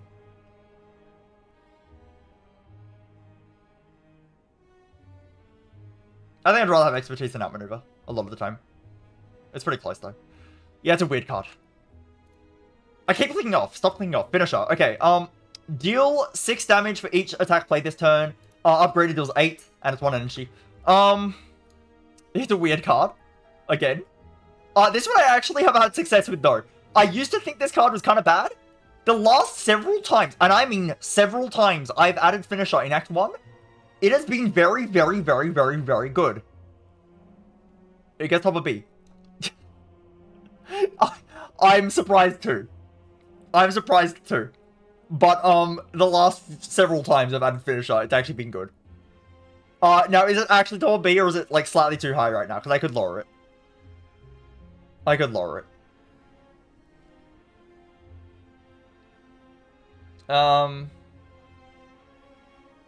Learning. Learning.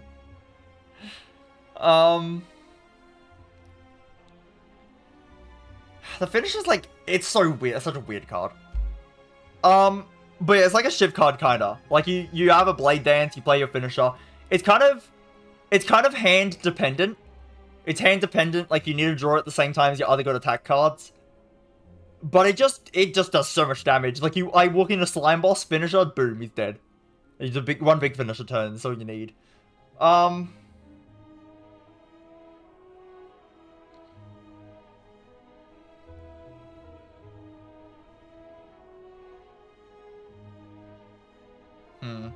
Also the sound. What sound? Oh yes, it's satisfying. Was I want to put this prepared higher than Dagger Throw, come to think of it. Is that true?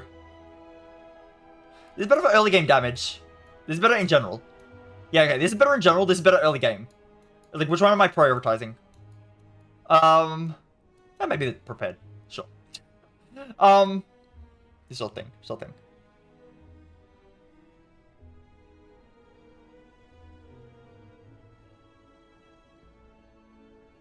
Oh. Thank you for the follow. I thought you already followed. Because you've come to a few of my streams. Anyway, thanks for the follow. I thought you already followed. I could have sworn you already... Am I losing it? I might be losing it. Anyway.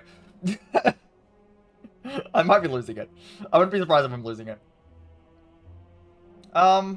This Eviscerate feels really weird to me. It feels really weird to me. Like, I mean, these are higher cap than, like, a Dagger Throw is, right? The Dagger Throw is solid. I like the dash. I might do something like this, actually. I might do something like this. And then it's like, this card's actually pretty good. Because it activates Discard without requiring energy, which is actually quite a big thing. Now, it's kind of bad in Act 1, but later on it's like a lot better. If you need Discard, this is great. It works well with the Eviscerate. Yeah, Discard's multiple things. It's more card draw, so it gets you deeper in the deck if you upgrade this. You don't really need... Yeah, I think it goes a bit higher. I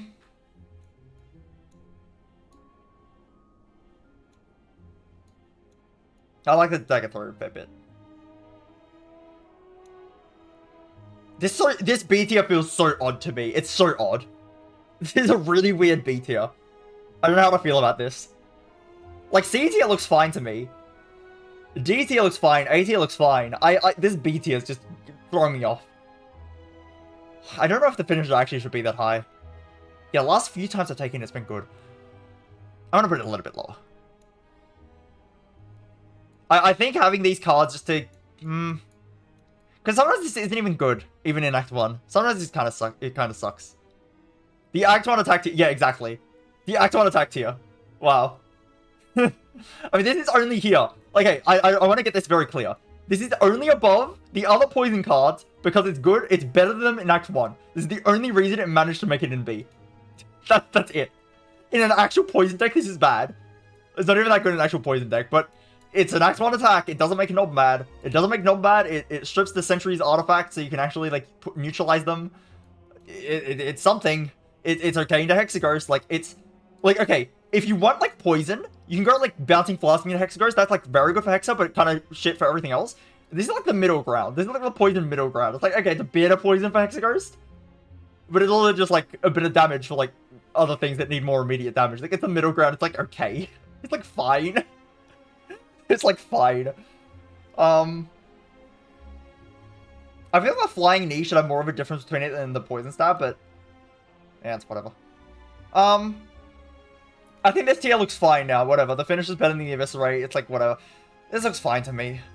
I do like the dash, it's very good in Act 1, it's okay later, it's sure. Whatever. Yeah, whatever. My brain's gone. Oh, Flechettes, god damn it. What? I did that again. God damn it. Stop doing that. I'm trying to, like, change tab, and I keep pressing the wrong thing. Okay. I clicked off again. I'm losing it. I'm losing it, guys. Okay, Flechettes, 1 energy, deal 4 damage for each skill in your hand, upgrade to deal 6. I clicked off again. Okay, Flechettes, bad. I'm sorry, Flechettes. But you're not even, like, even if you're trying to be a big attack, you're not even consistent at it. I'm sorry, Flechettes. That being said, are you better than Quick Slash and Choke? I think Choke's better. You might be better than Quick Slash. I think I'm desperate. You actually do something sometimes. Okay, fair enough. Moving on. Moving on. You're sometimes doing a lot of damage. I can give you sometimes. You sometimes do a lot. Good job, Flechettes. Wow. Okay, yeah, next card. Footwork. It's a good card. Oh my god. Yeah. 1 energy, gain 2 dexterity, upgrade to gain 3 dexterity. Yeah, it's A tier. This is a really good block card. You need like a block plan, you know, you need a damage plan and a block plan in this game, and this is your block plan. It's very good. It makes all of these like kind of lower tier block cards, like the Blur's very, very good now. The Deflect's a lot better, the Dodge Roll's a lot better, the Escape Plan even is a lot better. Like, all of these, like, random block cards, a lot stronger. Backflip, a lot stronger, and it's already good. Like, it's already card draw, but, like, I mean, it's part of because that Footwork exists, that the Backflip is where it is. Yeah, because there's, like, quite often you get Footwork, and you just kind of just start spamming Backflips. Because they block 5 million for you and draw your cards, and it's pretty good. Yeah, I mean, Footwork, I actually think is, like, maybe here. You need some sort of block plan, and it is very, very good at blocking. You want this card, usually. You want something like this. If it's not Footwork, it's like After Image or something, but you want a card like this, and I very rarely am skipping the Footwork. I need a good reason to. I need to, like, maybe it's Act 1 and I can't afford to take it, or maybe, like, yeah, I don't know. I'm almost always taking a Footwork. And not quite S tier. It's not that good, but, like, yeah, it's pretty solid. You need a card like this. Okay. That's it for Footwork. Heal Hook. 1 energy. Deal 5 damage if the enemy was weak. Gain energy and draw a card. Upgrade to deal 8. It's the same as Dropkick, but it's on Weaken. The problem is that Dropkick on Weaken is a lot worse than Dropkick. Yeah, I'm sorry, Heal Hook. I'm sorry it has to be this way. You're probably D tier. So, okay, firstly, it has the same issue that Dropkick has. It has the same issue as Dropkick, where if you draw it before you're vulnerable, then Dropkick is worse than Strike. Okay, if you draw this before you're weakened, then Heal Hook is worse than Strike. Okay. But, okay, what are the advantages of Dropkick? Dropkick can go infinite on Ironclad. On Silent, you're not going infinite, because, you know, Silent cannot exhaust down the entire deck. So, yeah, good luck removing all your cards. It's not happening. It's not happening. Heal Hook infinite is fake. Dropkick infinite, sometimes real. Okay, so Dropkick has a massive high roll that Heal Hook doesn't. Also, Dropkick, it's vulnerable, so it's synergizing with the debuff. It's synergizing with the debuff, because your Dropkick will always do increased damage because of the vulnerable. But Heal Hook, it's just like, it's a bit unrelated. Like, it's fine, like, the weakened, like, whatever, it works. But it's a bit unrelated. And then you walk into Time Eater on Heart, and it's bad. Yeah, I'm sorry, Heal Hook. I think I'd rather have a Quick Slash. But you're, like, fine. You're a card. You do damage. If I'm Death Row damage, you do damage. You deal damage. Yep, you do, in fact, deal damage. Is Caltrops better? I feel like Caltrops is actually, like, maybe a bit too low. Maybe it's, like, here. Does it know Silent is infinite with 50 cards? No, but okay, wait, hold on. We need to get this straight. Silent, it goes infinite with 50 cards when you have, like, Count Gamble plus Nightmare, like, Reflex, like, a bunch of Acrobatics, like, something like that. It doesn't involve Heal Hook. I was talking about Heal Hook infinite. I said that doesn't exist. The Dropkick infinite exists because it exhausts down. In Silent, you don't go infinite by getting rid of cards. You just deal with the fact that you have a deck that you can cycle through. Anyway, like, you're just fine anyway. I do actually think Caltrops might be, like, it could go a bit higher. It does some, you know, it's okay for Book of Stabbing sometimes. It's okay for Heart sometimes if you need damage really badly. Actually, we'll put this card back at the top. This, just for the times where you need Heart damage and this solves your Heart fight, I'm putting it a little bit higher. My Nightmare Heal Hook late game plan, yes. Yeah, pretty sad. I mean, I actually... Yeah, the Heal Hook is fine. It's fine. I had it in a run recently. It was okay. It was okay. I kind of want these higher. Thing is, I'll take this over... Actually, you know what? It's bad. Bane, actually, when Bane is situationally good, it's good. I'll do this, I think. I'm so sorry, Heal Hook. I'm sorry I had to be this way. But you kind of suck. I'm sorry to break it to you. You're kind of awful. Actually, am I ever taking Flechettes over Quick Slash? Oh, I'm sorry, Flechettes. Honestly. Okay, well, maybe Bane's better as well. Bane at least sometimes does something. Okay, maybe this is the... Oh no. Oh no. Oh no, Flechettes. I mean... It does a lot sometimes. No, the Bane does kind of suck. Strike minus when it's down. It's not going into F. It's not that bad. It's not that bad, but it's pretty bad. it's not great, but it's like it's not unpickable. Is it unpickable? It's not unpickable. It's not unpickable. Is it unpickable? Is it unpickable? Because my Ironclad, my F tier was only cards that I can never realistically see myself picking. When am I picking Heel Hook ever? Like maybe in Act 1, if I have a lot of weaken already, and I need like a bit more damage in Act 1. How realistic is that? How realistic is that scenario that I just said? It's bad at the time meter and heart. All the time. It's just always bad in those fights. It's not worth the damage. It's...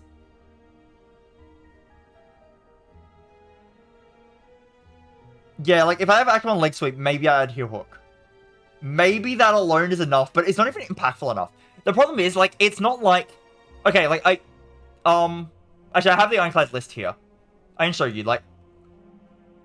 It's not like this Rampage, where in the scenario where I have to take Rampage, it is going to help me by a fair bit.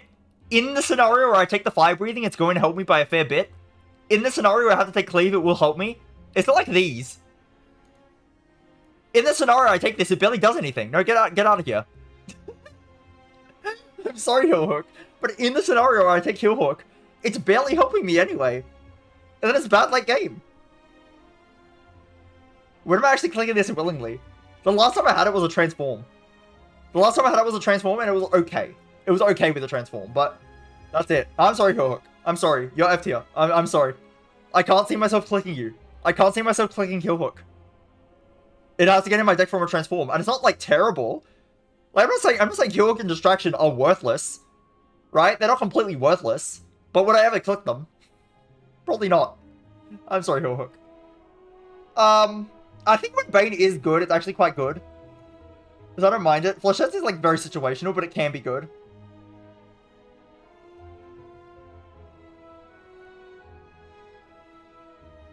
It's easier to make Bane good than it is to make, Flechettes good. I mean, okay, easy example. Floor 1 Poison Stab. Like, you just take an attack, floor 1 Poison Stab, and you get Bane next floor. Up against Skip. You take Bane, right? It's good enough. Sometimes. Flechettes, I don't know what I'm taking. But it's not F. This is not F. This sometimes is good. In fact, maybe the Bane actually goes a little bit higher. I think I'm being slightly too harsh on Bane. Am I being too harsh on Bane? Not really. Get out of here. Am I being too harsh on Bane? I think so. I don't think so. I don't think so. What is Quick Slash doing, though?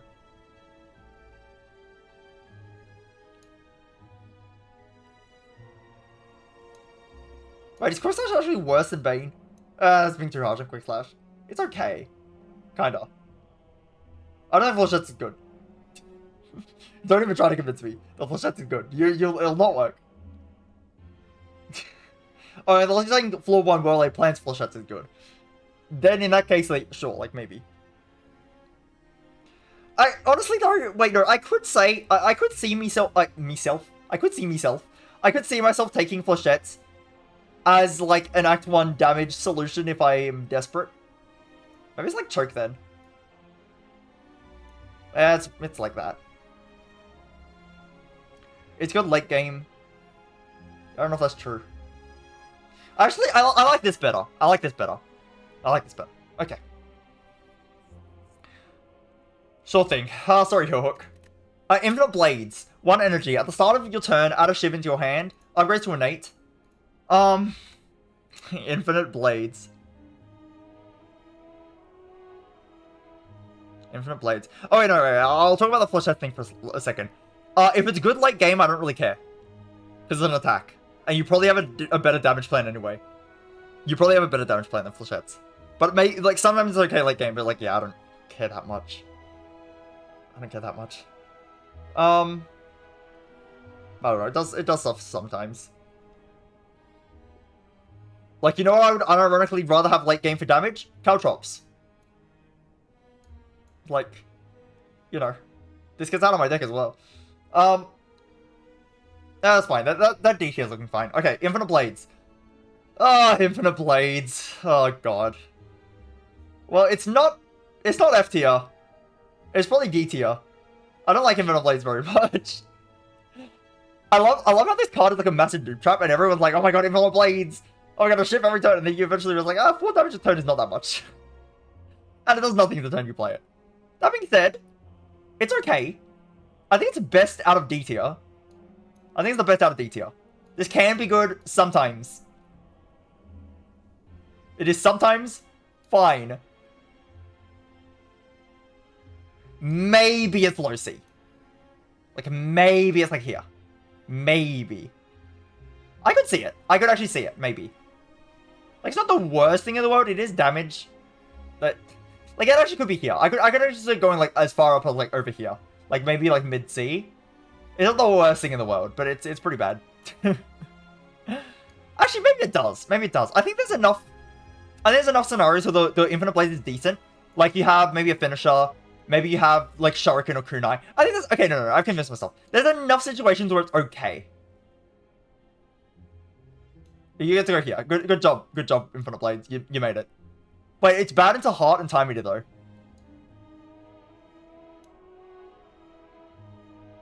It's negative into Time Eater.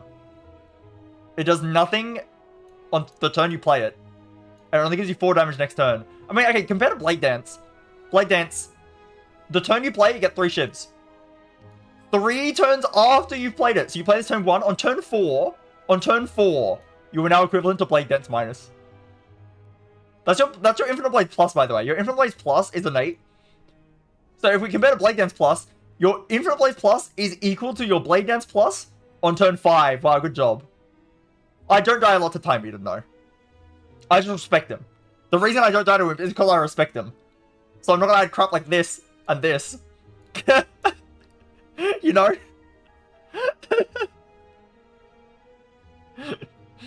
I'm not gonna add, like, low-cost crap to my deck. If I can avoid it. If it's not adding enough impact to my run, I won't do it. And the Infinite Blades is, like, it's too slow. It's just too slow, that's the issue, it's too slow. And again, beat it in the heart is a real issue. Like, you're taking 2 damage to the heart every time you play a Shiv. I'm not even sure if you want to do that. Yeah, it probably gets just there. I'll keep it there. I'll keep it there. Sorry, Infinite Blades. I almost got you out of there, but you're stuck there. Oh, a good card. Okay, here's a good card. 2 energy, Leg Sweep, 2 energy, apply 2 weak, gain 11 block. Upgrade is gain 3 weak and 14 block. It's really good. I think it's A tier. I do really like Leg Sweep. It is, yeah, very good block card. It's just very dense. Blocks a lot for you. Applies weakened. You can't really go wrong with that.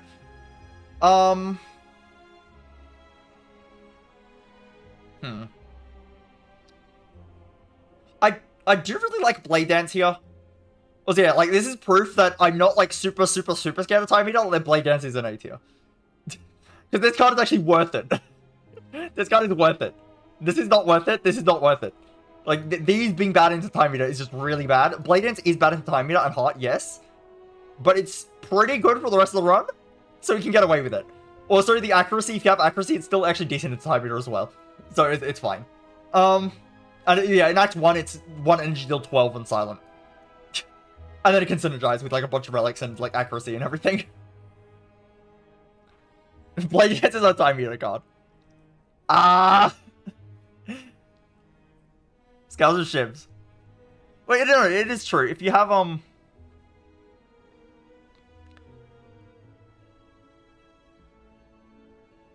Wait, what are you talking about? You're confusing me. Whatever.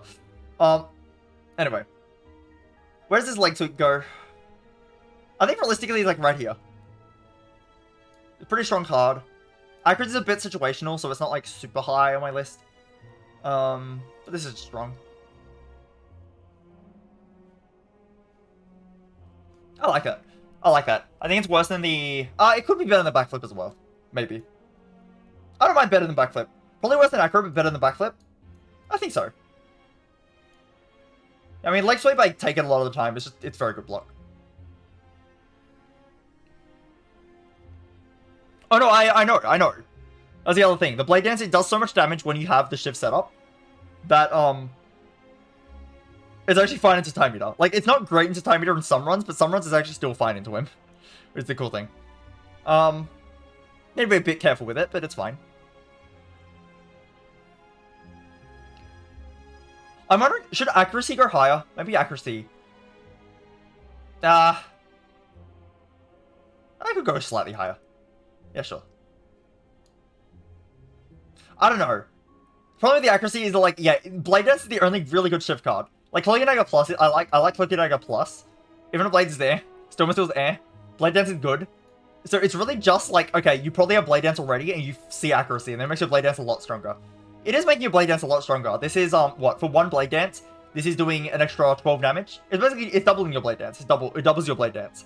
And if you have multiple Blade Dance, it, you know, doubles multiple Blade Dance.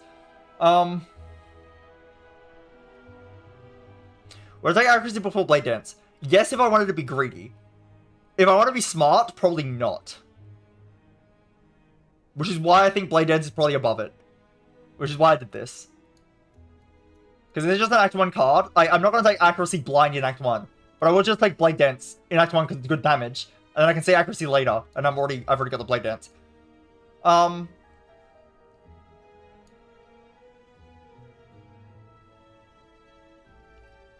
What's wrong with that? No, I'm being smart. I'm being smart. Don't take... Like, okay, I'll take this if I can afford it. But a lot of the time, like, when you can't afford it on silent, you need to not take a dead card sometimes. But if I can afford it, like, sure, I'll try. I'll try. But, you know, like, taking a blind's a bit sketchy. I wouldn't take a Catalyst blind either, by the way. I have this in S. I wouldn't take this blind either. So, again, unless I can afford it. You know, you need to be careful with taking a card that just doesn't do anything yet. Okay. I'm not really sure about, like, this A tier with, like, the leg sweep versus the other things. It's pretty strong, though. It probably is better than Backflip. I don't mind this. Backflip could go slightly lower. I could see it going slightly lower. I think it's better than Blade Dance. Yeah, sure. It's good later. One cost Slime? I guess it is slime. It's like, yeah, whatever. I'll keep this. I'll keep this. This is fine for leg sweep. Masterful Stab. Okay, 0 cost. Costs 1 additional energy for each time you lose HP this combat. Deal 12 damage. Upgrade to deal 16 damage. I used to think this card sucked. It is actually, like, one of the best Act 1 cards in the game. It's actually very, very good in Act 1. It's a little bit sketchy to Hexagos specifically. And maybe got, like, maybe the boss of Act 1, it can be a bit sketchy sometimes. It's pretty good in the slime boss, though. It's just a strong Act 1 card. Even Act 2 is, like, still strong. And yeah, like, sure. Is it worse than Strike against the Heart? Yes, it is. Remove it against the Heart, then. Remove it in Act 4. That's fine. Just remove it in Act 4. It's fine. The benefit it gives you in Act 1, on a character that has a bit of trouble in Act 1, quite good. I'm actually going to rank this card, like, fairly decent. I think I'm ranking it, like, D tier on the last list, but I'm thinking of putting it in B tier. I like it more than Slice, I think. Where is this going? Is that actually, like, high B? Is that too high? This card is quite good in Act 1. It is only good in Act 1, but again, it does its job. Its job is to get through the early game. It gets you through the early game. That's it. It does its job. It does it well. It's the same damage as Backstab. Yes, 48 energy Masterful Stab. It is actually just so good in Act 1, though. I'm actually going to place it, like, here. I'll show the last tier list at the end of this list. I made a tier list for every character on Ascension 6. Like, when I was on Ascension 6, I made a tier list for everyone. With the intention that I would look at it in a year and think they sucked. Well, okay, that was on 24th of August last year. Yeah, it's been over a year now. It's been a year and a month. And, now I'm remaking the list. It's got the bullet time synergy. I feel like high B is too high for Masterful Stab. Realistically. Maybe like here. Like, sometimes the Slice is better. Sometimes the Slice is better. But this is like... Maybe this is fine then. It's a bit weird. I do like this card quite a lot. I mean, Dagger Throw is still good late. Dagger Throw is better than Masterful Stab later on. Because it, you know, your discard synergy, if you have like Reflex Tactician, it works.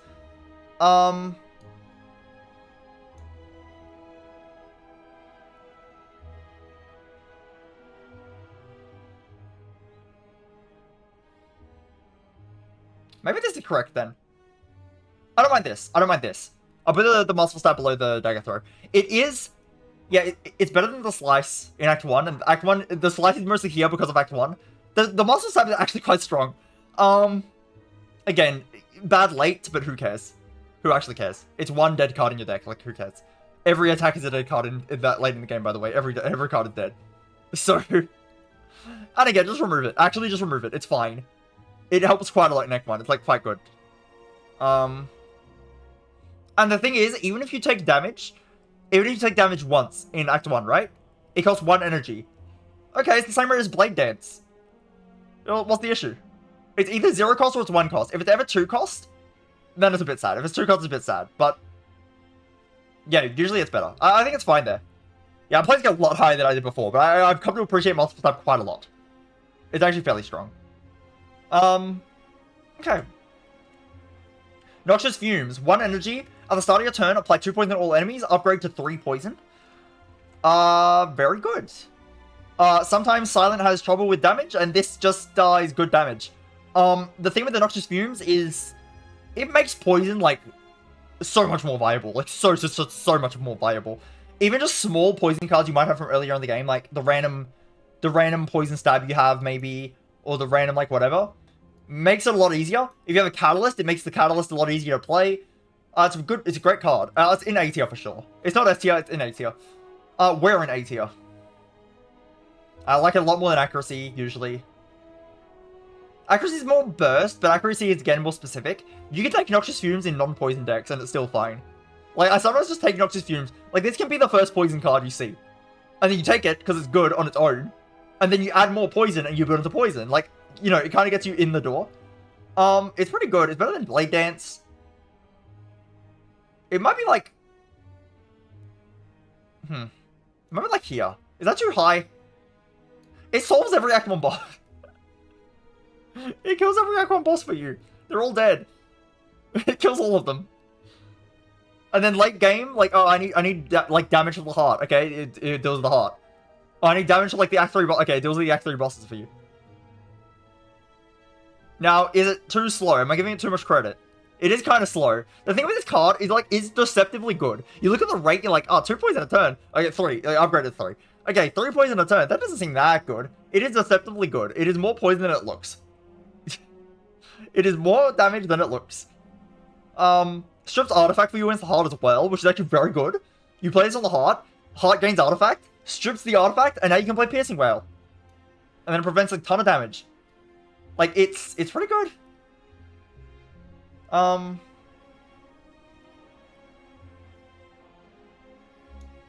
think it is there.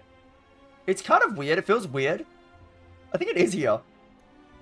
It's kind of pretty strong. Is that true? Maybe it's like so. It's really good though. Like if I say this in Act 1, I'm usually taking it just because yeah, it is quite strong into the boss. It's very good into Guardian, very good into Hexaghost. Not great into Slime Boss, but it's okay. It's fine. What? Then you fight like, if you ever have a silent deck that can block a lot but can't do much damage, which happens often enough, this card does so much work in that case. Yeah, I'm gonna leave it there. I like it. Predator. Eri, if you're there, you already know what I was about to say. I refrained, okay? I refrained.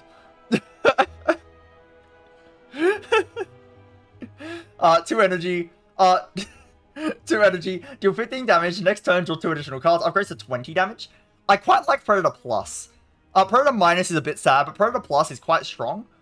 Again, it's like probably a B tier card. It's good, like, damage card for start of the game or whatever. B tier, yep, it is the Act 1 damage tier, it just is. It kinda needs the upgrade, but when you upgrade it, it's very strong. Would I take it over Slice? It's definitely better than Flying Knee. Would I take it over Slice in Act 1? I'd have to upgrade this. I'm not just putting it, like, here. I should put it here. The Evis is a bit more, like, situational. I would take a Predator over the Evis in Act 1. Late game, the Predator's still fine. Like, it's okay. We draw some more cards to make up for it. Actually, I might even put it higher than Finisher. The finish is so weird. Oh, it's so weird. Finish is a weird card. This tier list is throwing me off. I feel like this tier list sucks. It doesn't suck. It probably sucks. Anyway, it's fine. We can make bad tier lists here. It's okay. Make a bad tier list.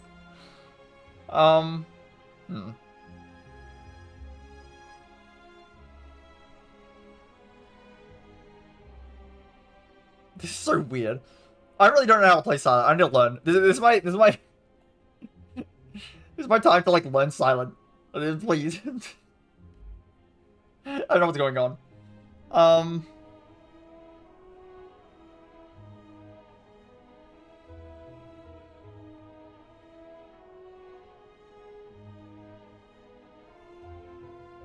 Yeah, Aquan Proto is pretty good. Later on, it's still fine. Good, like attack to just play. It draws cards later.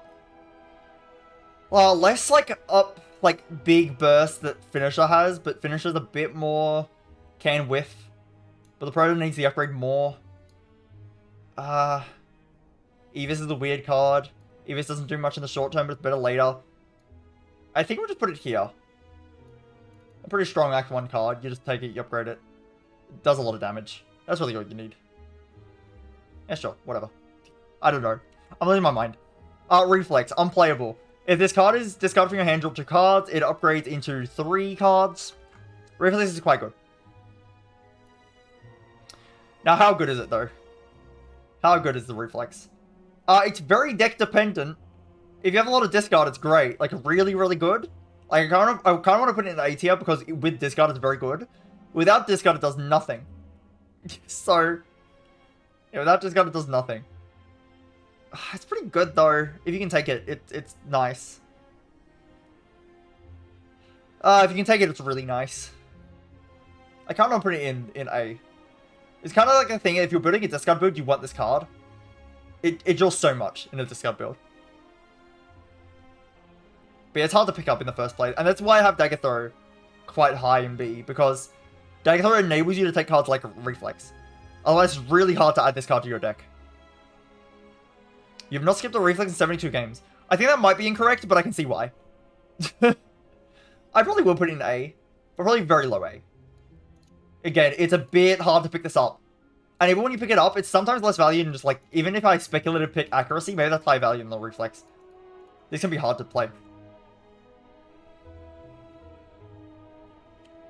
Yeah, that's fine for Reflex, I think. Riddle with holes. For some reason, I thought Tactician would come up straight away, but it's not. Riddle with holes.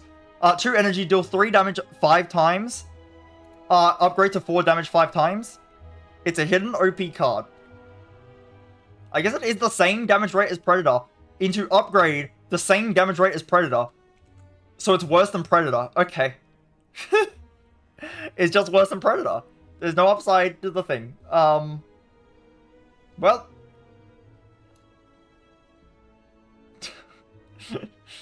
Am I ever taking a Riddle with holes?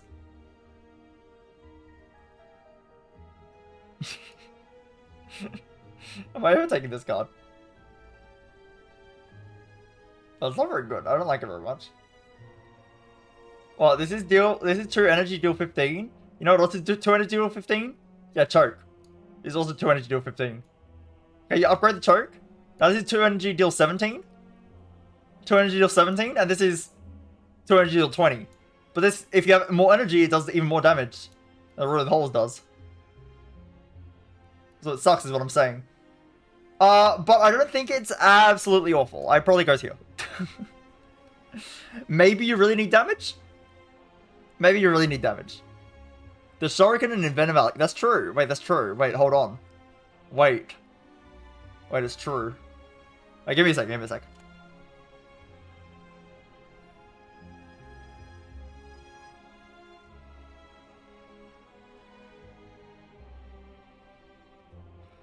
Yeah, I don't know where to place this card. I don't remember the last time I've taken Riddle with holes either. It's not like the worst thing in the world, but it's pretty bad. But it's not like the worst thing in the world. That's pretty bad.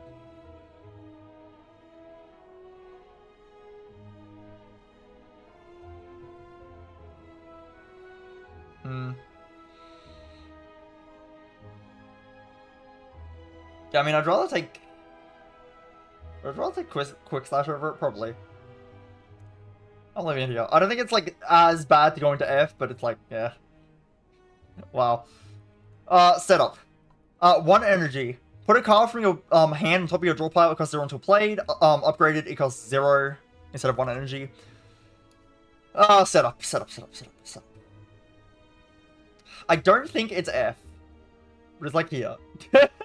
It energy cheats you, which is good. Like, it cheats out energy. It's good for that reason. But it puts you behind on 2 cards. For 1, you have to draw the setup. And then 2, you have to draw the card that you set up. So, you know, it has 1 use. Only go to Wraith Form in very specific situations, you think. Yeah. I don't think it's F, because it does have situations where I want to take setup. But, like, there are not that many situations where I want to take setup, I don't think. I don't think it's F, though. I don't think it's F. There are times where it does something, and I appreciate the setup in those times. Maybe Riddle with holes is worse. I'm not going to put an F still. But I think the setup is slightly better. Outmaneuver is like also just energy, but more consistently. These are weird cards. Whatever. Skewer. Okay. I kind of love Skewer. Setup expertise. Oh my god. The combo. X cost deals 7 damage X times. Upgrades to deal 10 damage X times. I've had runs where I don't really have any attacks in the deck except Skewer. And I just do big Skewer. It works surprisingly well. Also, you can take Skewer into upgrade Skewer, which is more efficient than Eviscerate upgrade. And it actually kind of performs in Act 1. I'm not kidding, this card's okay. It's okay. Also, you know what? Hey, I'm actually going to do this, I think. I kind of like Skewer. I kind of like this card. Now, how good is it? Probably like right here. I don't think it's the best thing in the world. I'm a bit hesitant to take it. But it does some things. It does some things. It does things. It's just good Act 1 damage. You take it, you upgrade it. It's quite strong. Yeah, it's actually surprisingly good. But it's odd. It's an odd one. I think will I put the Cloak and Dagger here? I think I will put the Cloak and Dagger. Thing is, in Act 1 I don't want to take this, but later on it's good with like shivs. It's good with... This has enough synergy. That I'll put it in B still. It has enough synergy. I'll actually put it higher than Skewer, actually. I think Poison type can maybe go to C. But, it's not like I'm super like excited to take Poison Stab. But, it's fine.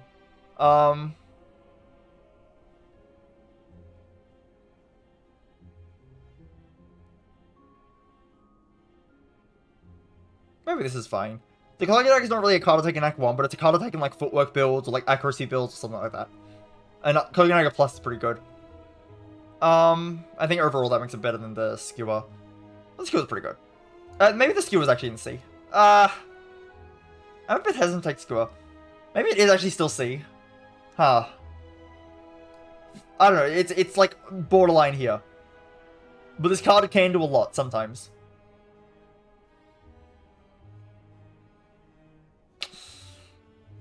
I think it actually is. Actually, maybe this goes back.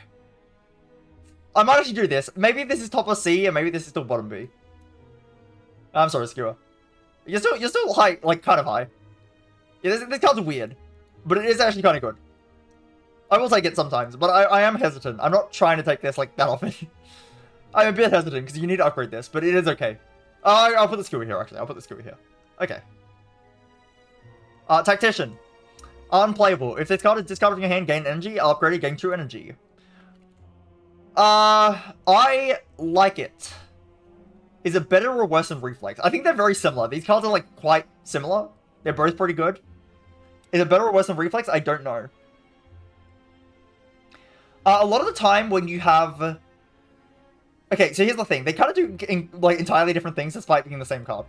Acrobatics into Tactician is obviously better, like, since you just spent energy on a... You spent energy on card draw, you get your energy back. Upgraded Tactician, you get even more energy back. This can, like, energy generate for you. They can kind of, like, in some discard builds, kind of give you, like, a bunch of energy. But then in some discard builds, you actually need card draw instead. So then the Reflex is better in those builds. So it's, like, really odd. Like, with Prepared, I would say Reflex is better. With Acro, I'd say Tactician's better. With, Dagger Throw, I'd say Tactician. They're kind of the same. Dagger Throw is, like, it opens up discard, but it's, like, not the greatest for opening up discard. But it's still like one damage card, so it's, like, it's fine. Well,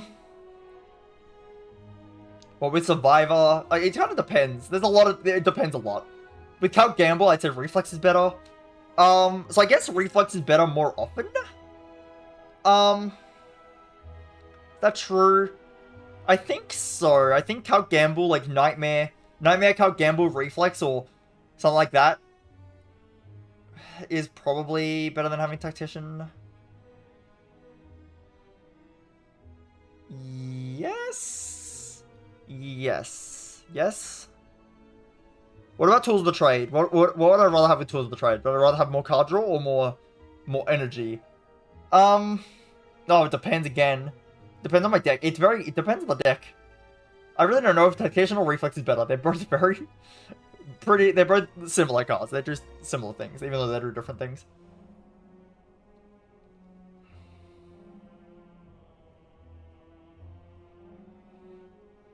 With Concentrate, Reflex is better. By a lot.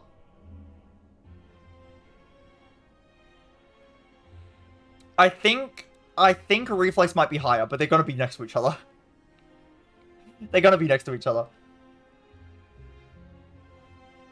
They're gonna be next to each other, I think. Yeah, they'll be next to each other.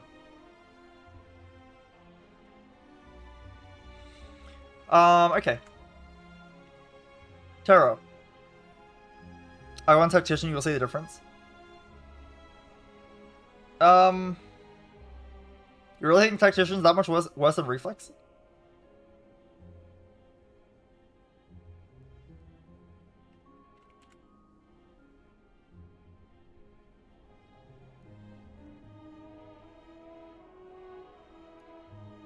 I should be prepared up to A. I might. Pretty solid discard card.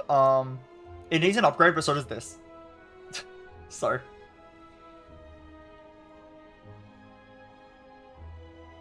Yeah, I'm prepared up. I'm prepared up. If you get an upgrade prepared for free, it's quite good to just click as well. Yeah, okay, fair enough.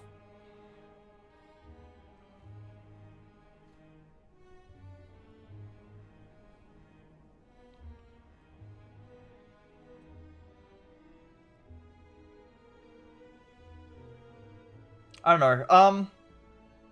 Like with a card like Prepared, Reflex is better, yeah. Yeah. And it makes Concentrate better as well. Yeah, realistically, the Tactician is worse. But I do like it with Acro, and Acro is like a pretty common one I'm gonna have. Like even, I'm gonna have this a lot. So. And sometimes I have backflips. And if I have backflips, I already have card draw, so I just need energy more. It really depends. I think I'll leave it Reflex higher than Tactician though. I think Acro Reflex is a bit redundant. It's okay. It's still okay, obviously, but it's a bit redundant. Terra. 1 energy, apply 99 vulnerable and exhaust. Upgrade to 0 cost. Yeah. That card is, you know, it's decent. I would say. It's okay. Yeah, it's basically a power that says increase your damage by 50% for the rest of the fight. That's pretty good. It's pretty good. It's pretty good. But how good, though? How good? I think it is better than Noxious Fumes. Because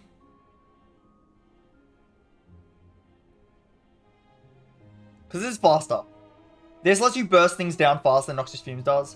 It's probably like here. It's probably like here. It might be higher than Footwork too. It's pretty good. Also this, okay, no, it's gonna be higher than Footwork. Because this card is better in Act 1. It's actually a decent Act 1 pick. It works immediately. This works immediately in Act 1. I'm gonna put it above Footwork. Okay. Yeah, Terra's strong. Stupid card. Anyway, well-laid plans. 1 energy. At the end of your turn, retain up to 1 card. Upgrade to retain 2 cards. Okay, moving on. No, okay, I'll talk about it slightly. Yeah, retain is busted. Okay, that's... this card is incredible. You have a bunch of like, oh, I have my Reflex and Tactician. Oh no, I need to line them up. I need to line up like, I don't know, like my Eviscerate with my discard. I need to line up, my Catalyst with like a good poison, like after my poison's up. I have a Wraith Form. I want to hold on to the Wraith Form until like later in the fight. I have like a, I don't know, like, I don't know, literally anything. It just, there's so many things you want to retain. Even like, okay, I played Footwork, I have a bunch of block. Okay, I drew too many blocks this turn. Okay, I get to retain my block cards, and then next time when they're attacking me, I get to use those block cards. Even just that is incredibly strong. Oh, I have Piercing Wail. Okay, I need to use this on the Heart Multi-Hit turn. Okay, I well-laid plans it. Like, this just does so much. It's stupid. Okay, there's a reason Runic Plume is like one of the best relics in the game, and then there's a reason well-laid plans is one of the best cards in the game. Yeah, that's it. Busted card. Okay, wait. Oh, this is in the wrong order. Oh, it's fine now, I fixed it. 1,000 cuts. Whenever you play a card, 2 energy, whenever you play a card, do 1 damage to all enemies, upgrades to 2 damage. Unfortunately, not that good. It's a bit clunky because it's 2 cost. It's definitely, like, it's okay. I come to like 1,000 cuts a bit more over time. I don't even think it's D tier, I think it's C tier. But it's not that good. It's really not that good. It's like, maybe better than Deadly Poison. Maybe it's like here? I don't know. It's like here, maybe. 1,000 cuts is not that good, but it has its time sometimes. I don't mind 1,000 cuts sometimes. It's a bit weird. It's a bit weird. But, yeah, it's okay. Like, it's fine. It's just not that impactful. It's okay sometimes. But yeah, it's just too expensive is the main thing. It's just a bit slow to play, so. Yeah, that's kind of it with 1,000 cuts. I don't have much to say. It's just, yeah, too expensive. The damage is kind of nice sometimes. Sometimes it doesn't do that much, but sometimes it matters. It's okay. It's like fine. Adrenaline. 0 energy. Gain an energy, draw 2 cards. Upgraded to gain 2 energy. Why would you ever skip this? Snecko, maybe? Yeah, it's just good. Now, here's the thing. Should I put it above or below Catalyst? Because Catalyst is a bit situational. I think just because Catalyst is situational and Adrenaline works in every run, I'll put Adrenaline above Catalyst. This is situational. It's very, very strong. It's stronger than Adrenaline in the runs it's good in. But Adrenaline is good at every run. So, I'll put it above Catalyst. Yeah, Adrenaline is just always good. Yeah, and Catalyst sometimes does nothing on your run, so. Fair point. Yeah, that's fine, that's fine. Okay, yeah, I think this is fine. I mean, it's just a card. It gains you energy and draws you cards. For nothing. For no downside. You go ahead and card, and you... your energy positive and card positive. It's just good. After Image. Whenever you block a... whenever you what? one cost, whenever you play a card, gain 1 block, it upgrades to Innate. I really like After Image. It is very strong. It's, like, probably better than Footwork, by a little bit. Is it better than Terror, though? Is it ever S tier? Probably not. I don't think it's quite S. On its own, it's, like, not quite there, but it's pretty good. It's definitely upper A. It's upper A. I have too many cards in A tier. Never mind, I'm putting this back down. Prepared, you got demoted again. I'm sorry. Get demoted, Prepared. I'm sorry it had to be this way. You need an upgrade to be good. Bad into Time Eater. Yep, that's the classic. I've got you with that one. It's over for you. It's over for you, Prepared. Yeah.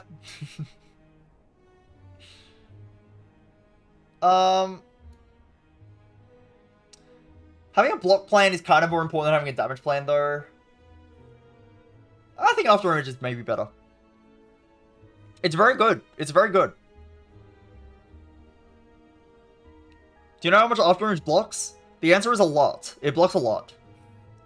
You play a lot of cards on Silent. It negates Beat of Death for you. Oh, I guess not on Ascension 20 anymore, but it slows down beat to death at least. It's a really good Nightmare target. You can Nightmare this and it's done. Block 4. It's not block 4. Don't be stupid. It is not block 4. It is more than block 4. We all know it's more than block 4. Okay? We all know it's more than block 4.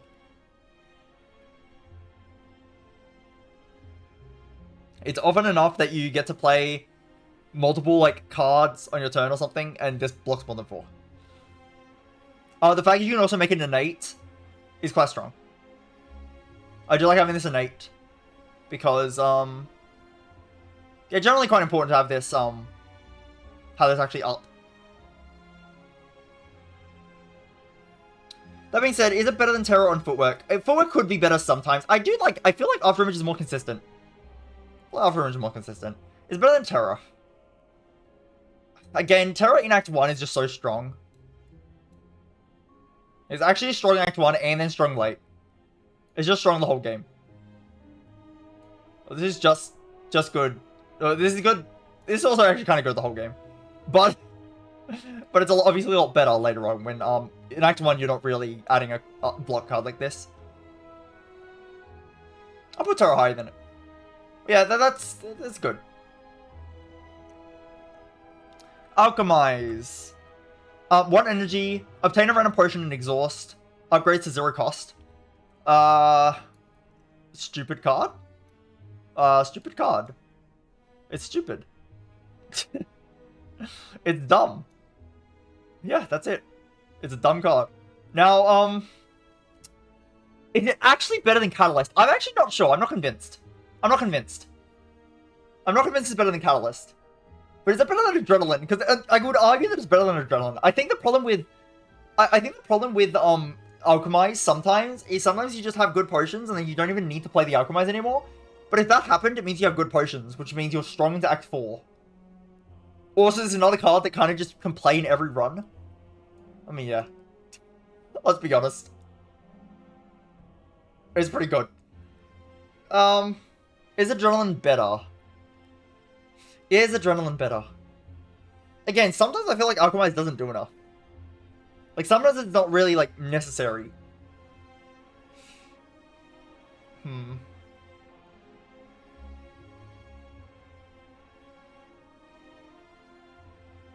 Adrenaline goes in every deck, and Alchemize can kinda go into every deck. Kinda. You don't necessarily want to, but you can. There are downsides to having it again. Like, if you have your potions already, you don't need it. Also, it's a bit unreliable. Within a fight, let's say I'm in the heart fight, I'm in Act 4 already, I use my potions, I use Alchemize, and it's like Fire Pot. It's like, wow, 20 damage, wow. But sometimes it's like Dex Pot, there's a Footwork. It's like, but you are rolling the dice. You are rolling the dice with the Alchemize. A little bit.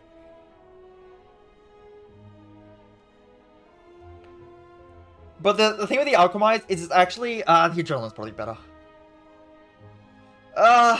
Yeah, it's so weird, because Alchemize can wing you the run, and Adrenaline can, like, kind of just, like, smooths you out. And sometimes the Adrenaline is very important. Like, I have a finisher deck, and the Adrenaline was very important.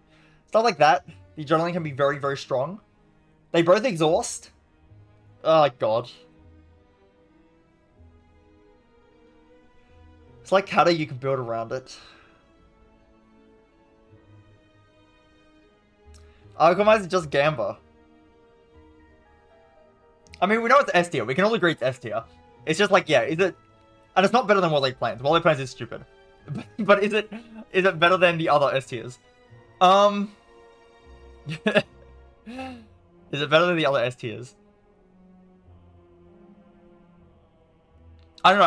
I have mixed feelings at Alchemize. It is Gamba if you have 2 Nightmares. Oh, God. Oh, God. Not the 2 Nightmares, infinite. Oh, no. Not infinite Alchemize. Don't go there. Don't go there. Stop. It's not too late. You can go back. Yeah, the thing with the Alchemize, like, once you have full potions, you kind of just use a potion every fight. And using a potion every fight is pretty strong. It's pretty strong, but it's a bit irrelevant. It's a bit irrelevant. Like, in Act 3, for instance, like, if you use a potion every fight, like, who cares? Yeah, but again, you just look for a good potion, and getting a good potion for Act 4 it can just win you the run. Like, getting a good push back 4 is quite important. Getting, like, a Ghost in a Jar or a Gambler's Brew or something, like, even an Artifact Potion, can save you the run. You could just die in Act 4 otherwise. And then, even before that point, when you're just going through, like, Act 2, for instance, like, you're going through Act 2, and you just spam potions in every fight. Like, yeah, in Act 2, it's definitely relevant that you get a potion for free every fight. Again, not for free, it's cost 1, but still. Okay, it's better than Drellin. Yeah, it's better than Drellin. Okay, fine. Yeah, fine. Bullet time. 3 energy. You cannot draw additional cards this turn.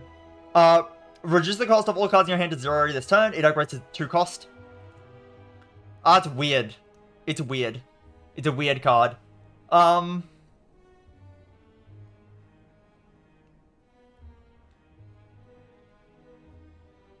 It's a weird card. What am I doing with it? What is bullet time? What even is this card? I feel like it's unreliable. I feel like a lot of the time I have bullet time and it's like, I just draw a hand that I don't even care about bullet timing. It's like, why do I have this in my deck? It's just Clog. It's just a dead card. Sometimes it's just a dead card. Like, yeah, it's just dead. And it's like, I play, it's like energy. I don't even care. Like, why do I have this here?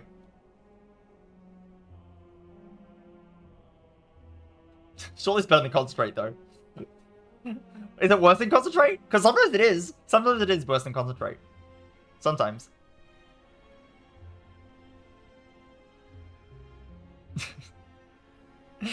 Sometimes the Concentrated, like, the Giga discard synergy.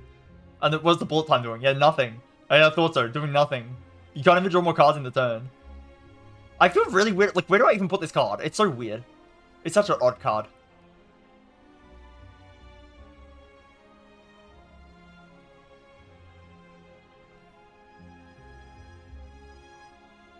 It's so odd. Oh, it's so odd. Yeah, what do you guys think of bullet time? I need your opinions. I'm actually stumped on this one. What do you think of bullet time? I kind of just want to put it in C tier somewhere, I think. Like C tier somewhere. I don't know, like here. I don't know. Sometimes good, sometimes not. It's good with card draw, I guess. It's good with card draw and also bad with card draw because it prevents you from drawing more. So it's like the same as Concentrate. It's like, yeah, it's good with card draw, but sometimes it does nothing in the hand you draw it. I might just leave it there until someone says something, but I'm really unsure about this card. I think Concentrate has higher highs, though.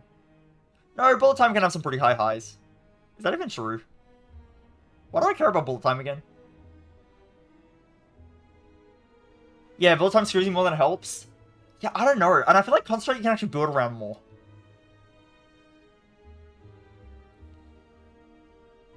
I feel like Concentrate you can actually build around, because, yeah, it does trigger your Reflex. It triggers Tactician, but not like that matters that much. Triggers your Eviscerate. Triggers your Stinky Strike. Gives you back energy. It works with the Acro immediately. You play Acro, you play the Concentrate. It works with Runic Pyramid. I mean, this also works with Runic Pyramid, to be fair.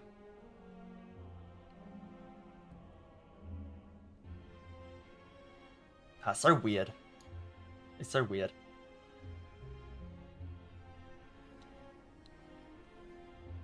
I'm just gonna put it here and call it a day. I don't know. Burst. 1 energy. This turn, your next skill is played twice. Upgrade to your next 2 skills. Your next 2 skills are played twice. I like Burst. I think I overrated a little bit. I had it in A tier in the last list, I think. I don't think it's A tier. But I like Burst. Might be B tier. B for Burst? Yeah, easy. Wow. This card is decent for blocking a lot. It's decent for doing poison as well. It's good in poison decks. Serious question? Okay. Give me the question.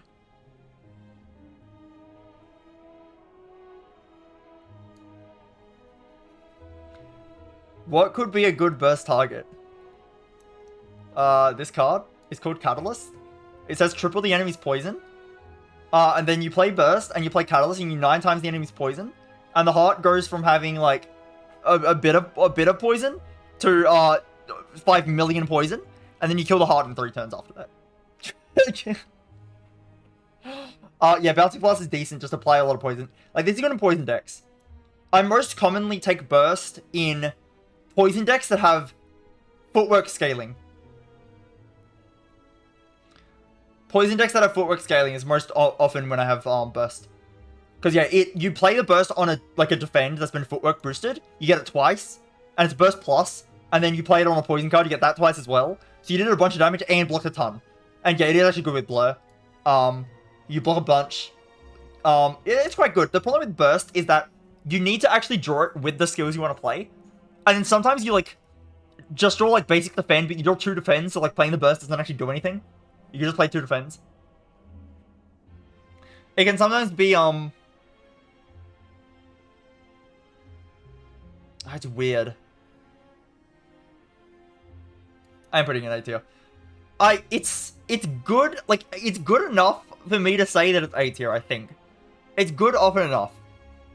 But it is a little weird. This Backstab feels too high at this point. Backstab's fine. It feels too high at this point. You know what? Lower than Calc Gamble. We'll get punished.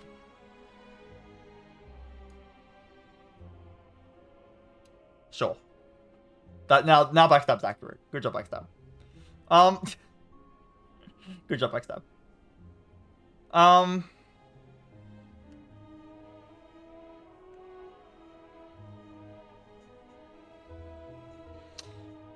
Now, I do like Burst. I do like Burst a fair bit. I don't think it's like super good, but it's pretty good. It's usually pretty good. Okay, that's all then. Corpus Explosion. Apply 2 energy, apply 6 poison. When the enemy dies, deal damage equal to max HP to all enemies. Upgrade to 9 poison. Stupid card. Now, is it S tier? Or is it high A? I think it's high A. I think I put it in S before, but I think I've changed my mind. It's now high A. It's like in A somewhere, I think. This card is very strong. But it is... Like, it's the ultimate AoE card. It's the ultimate AoE card. But, you know, there are some limitations. Like, it's not just gonna win the fight for you. I think Terra's probably better, realistically. I mean, maybe the block cards are more important. Like, maybe it's like right here. I think it's here, actually. I think Corpus Explosion goes here. It's pretty strong. But yeah, it's... you know, it does help with a bunch of, like, you know, like, tri-slavers or whatever. It helps in, like, quite a few elite fights, but it's not, like, giga busted. It's just, like, pretty strong. Like, sure. It'll high A. High A makes sense. Yeah. I think having important block, like a block plan with these 2 cards is more important as well. Yeah, I think Corpus just goes there. Don't have too much to say, it's strong. Die. 1 energy, deal 13 damage to all enemies, upgrade to 17, and it exhausts. It's good. It's like a high B, I think. Is that it? Do I just play the high B and move on? I think I do. I don't think it's A tier. Was it high B? Yeah, sure. I don't mind Die. Just play it. Is Backstab better than Die? Or is Die better? This is, free. But Die is more damage. Maybe, honestly. No, that's too much in this tier. Actually, no, it's even. Maybe this is correct. I think Backstab in A is probably a bit... I think I like this better. Maybe the Die is better, actually. I don't remember Die or Backstab. If I'm in Act 1 and I get Die or Backstab, probably Die is better, right? Yeah, Die is better. Is all there okay now? Oh, no, it's better. Is it? Is it better? It's a lot of AoE. It helps in Tri-Slaves, it helps in Golden Leader. Otherwise, the Backstab is better into some fights. But sometimes you don't want the innate Backstab anymore. That's a bad thing.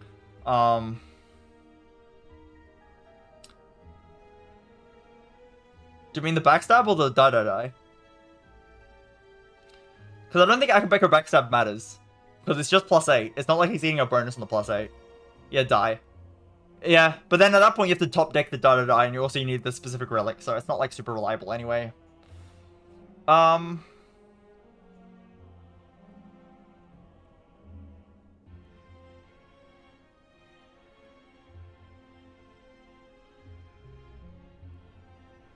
think this is fine. I do think Die is probably a little bit better than the Backstab. But it's like, it's fine. This goes away on its own. This draws on a turn that you are drawing a bunch of cards, which is okay. But like, yeah, if you're scared about actual elites, this is better into the actual elites. It's better into Reptomancer. Is it better into Reptomancer? No, because this kills it. Maybe Backstab is actually better. Maybe it's actually better. Because, like, it kills a Reptomancer dagger for you. Like, it doesn't kill one, but it gets one close. Like, it gets one closer to death, like, immediately. You don't have to draw the die. You already have it in your hand. You have the Backstab. And it's 0 cost. Like, it's not...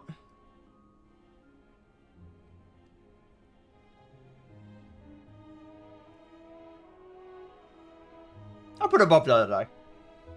I think the innate's actually, like, okay on it. The AoE is, like... good, but like not super important. I think actually just drawing on turn 1 and getting a 0 cost is good. Okay. Doppelganger.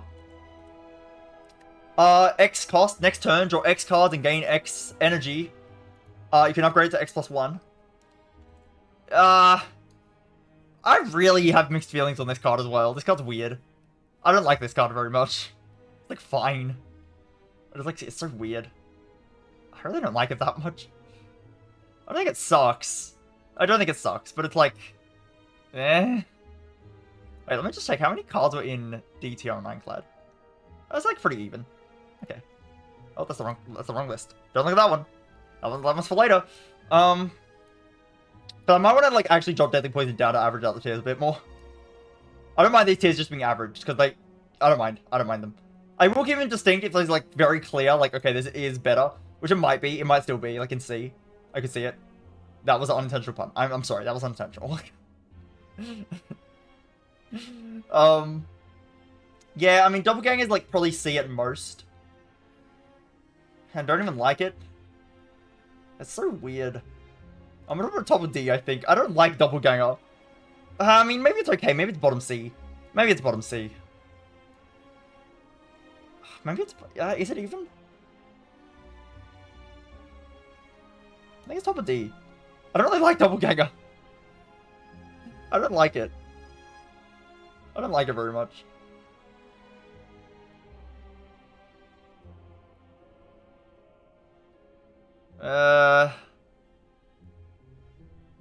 It's okay upgraded. Like, if it's upgraded, it's actually okay. Otherwise, it's like... I don't know. Like, it's so weird. It's a weird card. I'm just gonna leave it top of D and forget about it. That's it. Envenom. 2 energy. Whenever an attack deals unblocked damage, apply 1 poison, it upgrades to 1 energy. This card sucks, and it's also sometimes really good. And it really depends. It really depends. This card's weird.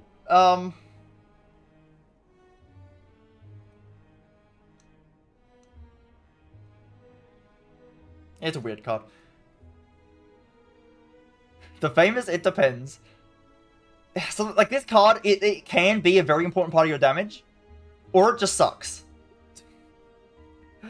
I don't think it's D. I think it's good often enough. Like, it's kind of like 1,000 cards. Like, I think it's like here. I think it's good often enough that it's like, okay. But I'm not really counting on this thing. I think it's like probably like here, actually. I would put it a bit higher. Better than Bullet Time. I'll take this more often than Bullet Time. I actually take it more often than like kind of crappy attacks. I actually think it's okay. I'm going to put Envenom here. It's okay. It's okay. Like, this card is, like, I think a little bit overhated, but it's not, like, good either. But you sometimes need this. Sometimes this is, like, required. Like, in Act 1, I will take this, because it helps to, like, Hexerus or whatever. But, like, it's really weird, because you need to play card spam. It's odd. It's awkward, and you have to upgrade it as well. It's so awkward. But it's fine. It's fine. It's okay.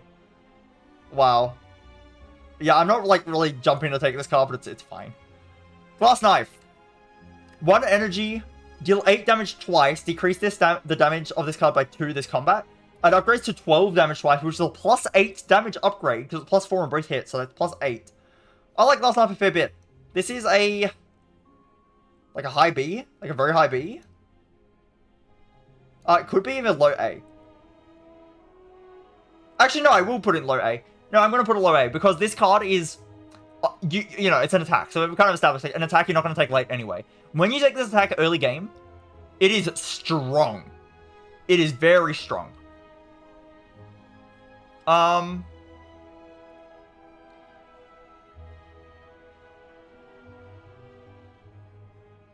Maybe it's just bottom A, though. I think it's better than Burst. It's better than Reflex Tactician. Better than Cal Campbell. Better than Accuracy. Better than Blade Dance. Better than Blade Dance. Better than Backflip. I do actually like this card. This card's strong. I'll stop here. I'll stop here. This card is very strong in the early game. It's 16 damage. I mean, to be fair though, the Blade Dance is... And this is 24 damage upgraded. And this upgraded is 16. It's still a fair bit stronger, but this has synergy later. Yeah, the Glass Knive's good. It's actually just like a good card to take early, upgrade it, and then just destroy Act 1 and 2. Honestly, it's very good. Do I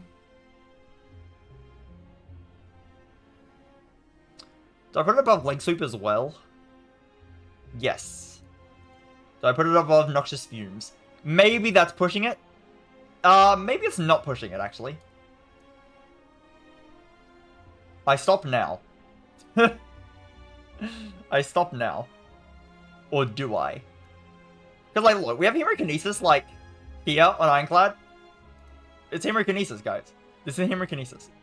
This is Hemokinesis. It's actually just Hemokinesis, though. I'm not even kidding. This is Hemo. It's Hemo. It can't be vulnerable boosted unless you have Terror. No, I actually think it's good. I actually think it's good. It does a lot of damage. Is it too high? It might be too high. I might have put this card too high. But... Because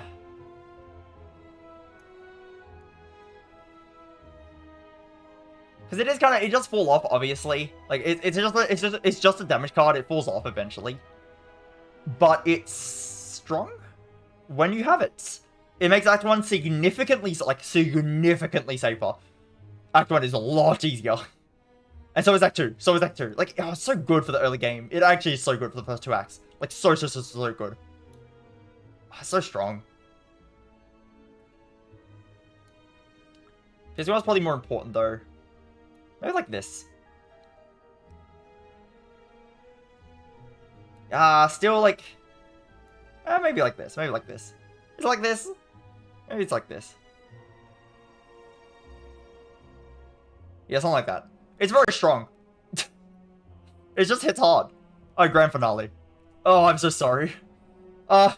0 energy can only be played if there are no cards in your draw pile. Do 50 damage to all enemies. Upgrades to deal 60 damage to all enemies. Oh, Grand Finale. You are not F tier. You've made it. I am so proud of you. In fact, you know what? You're actually better than this crap as well.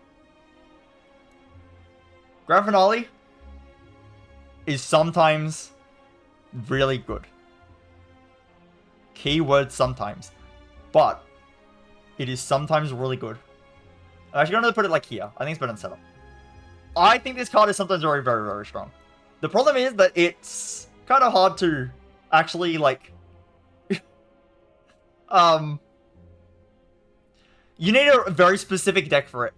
You need, like, Retain, you need a bunch of card draw, and you need to be lacking damage. But when you have that deck, it's very, very good.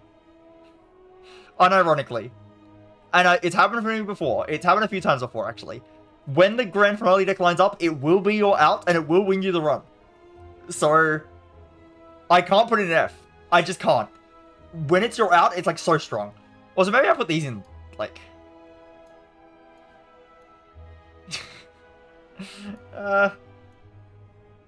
This Riddle with holes is garbage. What am I ever taking Riddle with holes? I have to be like so desperate for Active 1 damage.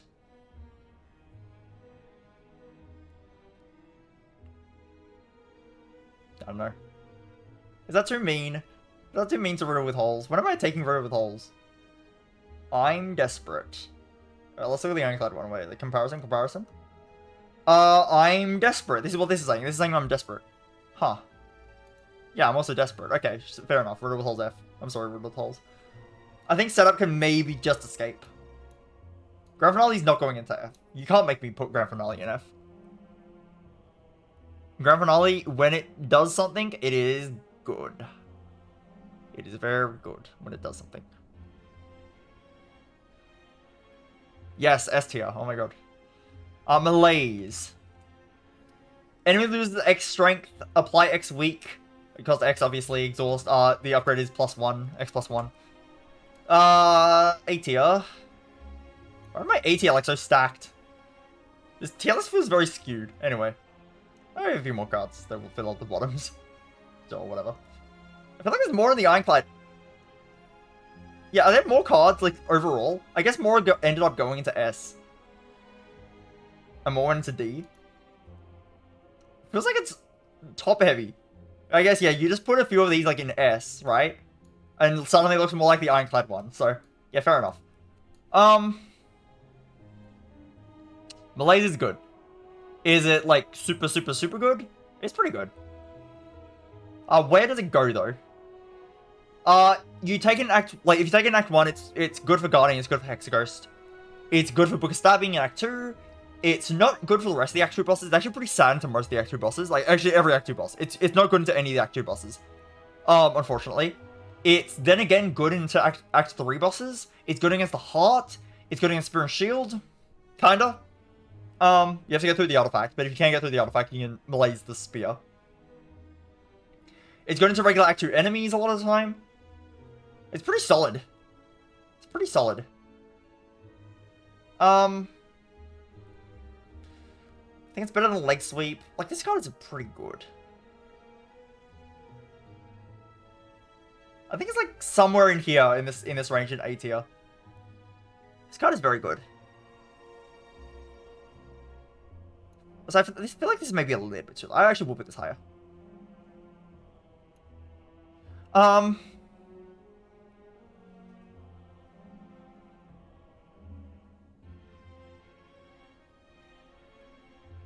Yeah? No. Yeah, okay.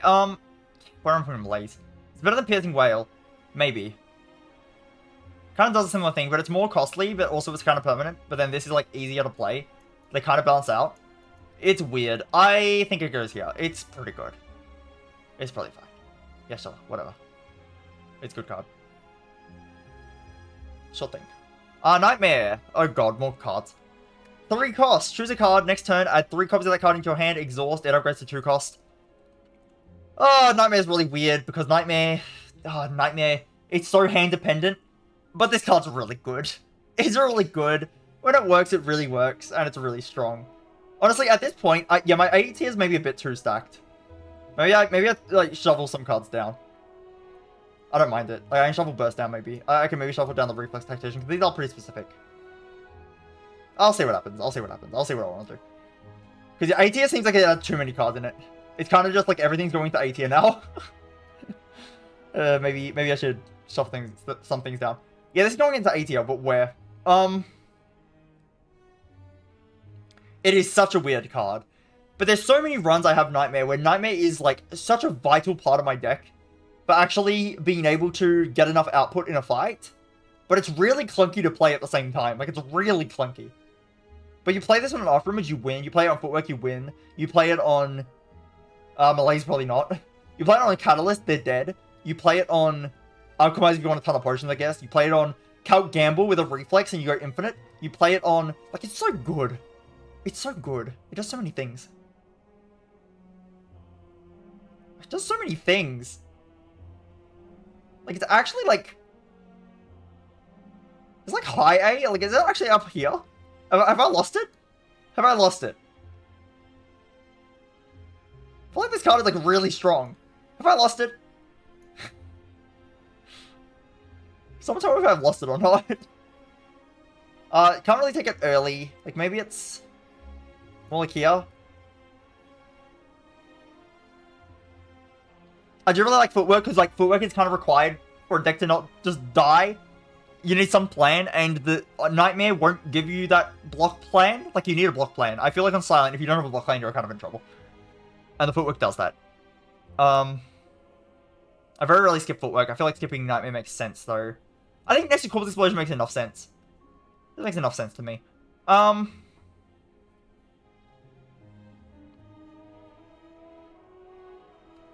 It makes enough sense to me, I think.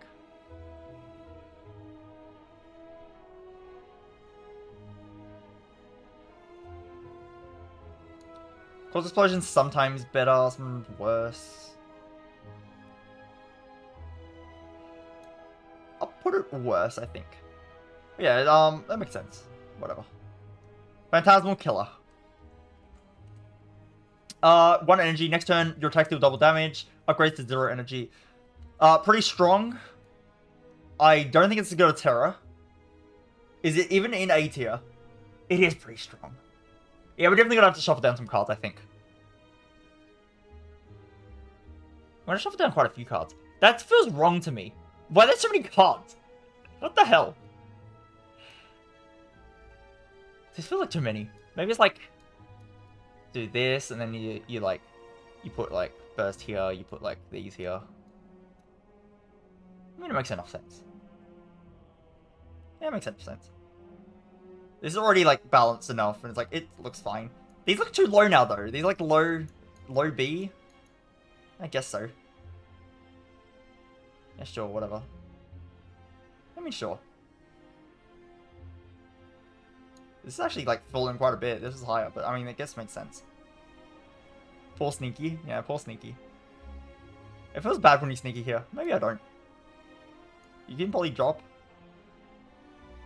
Or maybe just have like a shallow D tier. I don't know. Yeah, this list like it seems like they're all like together.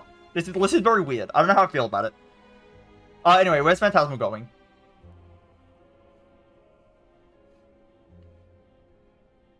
I do kind of agree with these cards being a bit lower because it's not like Catalyst where it's specific and busted. These are like specific and like pretty good. I guess it's also specific, but it's so much damage. Like when it works, it's like really good, and then when these work, yeah, they're pretty good. But like, I feel like it's a bit harder to get them to work than this. They can't just be dead draws. Like, you don't draw your discard. Like, even if you're in a... Okay, that's the thing, right? Like, if you're in a Shiv build, your accuracy will always be good in your Shiv build. If you're in a discard build, you sometimes still whiff them. You could sometimes just draw them on the wrong turn, and then they're useless. They're a dead draw. I think it's justified. Yeah, Phantasmal Killer. I'm actually not even sure if this is A tier at all, by the way. Because... this card, it's a bit unreliable what you're going to draw next turn. And if you ever retain, it helps, but like, yeah, it's a bit unreliable. Maybe it's like right here, like actually the low end. I do think it's pretty strong. I usually will take this. I'm not sure if it's strong enough to be like any higher than that. Yeah, I'm just going to actually leave Phantasmal there. Terra's definitely better, for sure. Terra affects every turn of the fight. Phantasmal is a bit inconsistent. But it can be pretty strong. Maybe it is B tier. I don't know. We'll see. I'll reorganize tiers soon. Storm of Steel. Discard your hand. Add 1 Shiv in your hand for each card discarded. It's 1 cost. If you upgrade it, it gets Shiv Plus, which the Shivs do 6 instead of 4. It's pretty trash. It's not F. It's not F, but it's pretty trash. It's pretty trash. Like, I will sometimes take this, but... not really. Not that often. It's so rare I want to take the Storm of Steel, but sometimes it's good. Like, sometimes it's actually good. Unlike these crap. Unlike this crap. How many were in F tier on Ranked again? 5. Okay. Yeah, I mean, this is like... But how good is it really? Like... It's like Grand Finale. Sometimes you have a Storm of Steel deck and it's great. And sometimes it doesn't do anything. And it's just bad. I feel like, but the Storm of Steel deck's more common than the Grand Finale being good, but also the Storm of Steel sucks into Time Meter and the Heart. Like, quite badly, it sucks. So, it doesn't synergize that well with things. Like, normally Shivs synergize with Finisher. Well, you can't play your Finisher with your Storm of Steel because you discard your Finisher by playing your Storm of Steel. It doesn't synergize with, oh, it's bad for, like, well, like, plans. It gets rid of your retain cards. That sucks. Can't even play with Expertise. Like, that would be a combo if it didn't discard Expertise. Like, the fact that it discard the entire hand is quite sad. But it can be a lot of damage. It can be a lot of damage. I actually think maybe the Grand Finale is better, though. Honestly, how often do I actually take setup? Is it actually F? Yeah, it's not that bad. I'm not gonna... How often am I taking setup? How often am I taking setup? I don't think Storm of Steel is bottom of D and not F. I don't think Graphinali is bottom of D and not F. I'm not sure about setup. How often am I actually taking that card? When was the last time I took setup? And it was correct. Not often. But sometimes you see setup plus for free, and setup plus for free is okay. Okay, fine. In setup, you get to live. You get to live this time. You get to live this time, setup. But don't take it for granted, setup. Don't take it for granted. Or maybe I drop these as well. Down cuts is not that good. It's like... Yeah, this is a bit more even. I made it even. Actually, wait, no. Keep this here. And then we get tools that... Oh, yeah, tools of trade like, somewhere else. But we get the unload. Hold on. Okay. Tools of trade. 1 energy. At the start of your turn, draw 1 card and discard a card. Upgrades to 0 cost. Pretty decent card. It's very good for discard synergy. I don't think it's A tier, but I think it's like high B. I think it's just right here. I think tools of trade is pretty good. Yeah, pretty good card. I take it quite often. Not the greatest thing in the world, but it's nice. It's pretty nice. Okay, that's really all I have to say about that. It's extra card draw, extra discard. It works with things. It's nice. Unload. Oh, that's upgraded. 1 energy, deal 14 damage, discard all non-attack cards in your hand, upgrades into 18 damage. Not F tier. Unlike Riddle with holes, which is just not even that efficient for damage, this is efficient for damage. This actually does a lot of damage in Act 1. It does a lot of damage in Act 1. And you don't play it later, and that's fine. I'm honestly... I'm not even going to put it in D. I'm going to put it low C. It's actually also better than... no, all-out attack is, like, kind of... I'm going to put, like, here. I'm not kidding. Like, this... You're only taking this for Act 1 damage the same way you're only taking Dagger Spray for Act 1 damage. This does a lot of damage. It does a lot of damage. That's it. That's all you need. It card does a lot of damage. Like, who cares that it discards something, whatever. It does a ton of damage. I'm putting in C tier. You can't stop me. I don't care that it sucks. I'm putting in C tier. It does so much damage. I would take it over Dagger Spray, for sure. Would I take it over Poison Stab? Probably. But Poison Stab can actually be good later. All out, but not AoE. It does 4 more damage. And it does 4 more damage. You also know what it will discard as well. You know what it will discard. And it does 4 more damage. I'm just saying. Plus 4. I'll put it here. I think it's fine here. Wraith Form. 3 energy. Gain 2 intangible. At the end of the turn, lose 1 dexterity. Upgrades to 3 intangible. Yeah. This card is a little bit stupid. It's right there. It's just going right there. It's not as good as Well-Laid Plans. Well-Laid Plans is broken, and sometimes Wraith Form you don't want to play. But Wraith Form is pretty broken. So, that's all I have to say. You just play it at the end of fights. You just play it at the end of fights, and then the fight ends because you're intangible for 3 turns. You know, pretty strong. Pretty strong. Okay, how are we, averaging this out? Dying Cult's not that good. I can put it here. It's, like, fine. It's actually pretty similar to Infinite Blades, like how often I take it. Deadly Poison, like, whatever. I sometimes take it, maybe. Doppelganger. Maybe Doppelganger is, like, slightly higher than Deadly Poison. Yeah, it's a little bit higher. Actually, Doppelganger would go, like, a little bit higher again. I think I like Thousand Cuts more, honestly. This is a weird list. I think this list is terrible. I think this list is terrible. Also, no. Set up, get enough to you. Get out of here. Get out of my life. No, you can stay. You can stay. You can stay for once, okay? You can stay. You win this round. Set up. You win this one.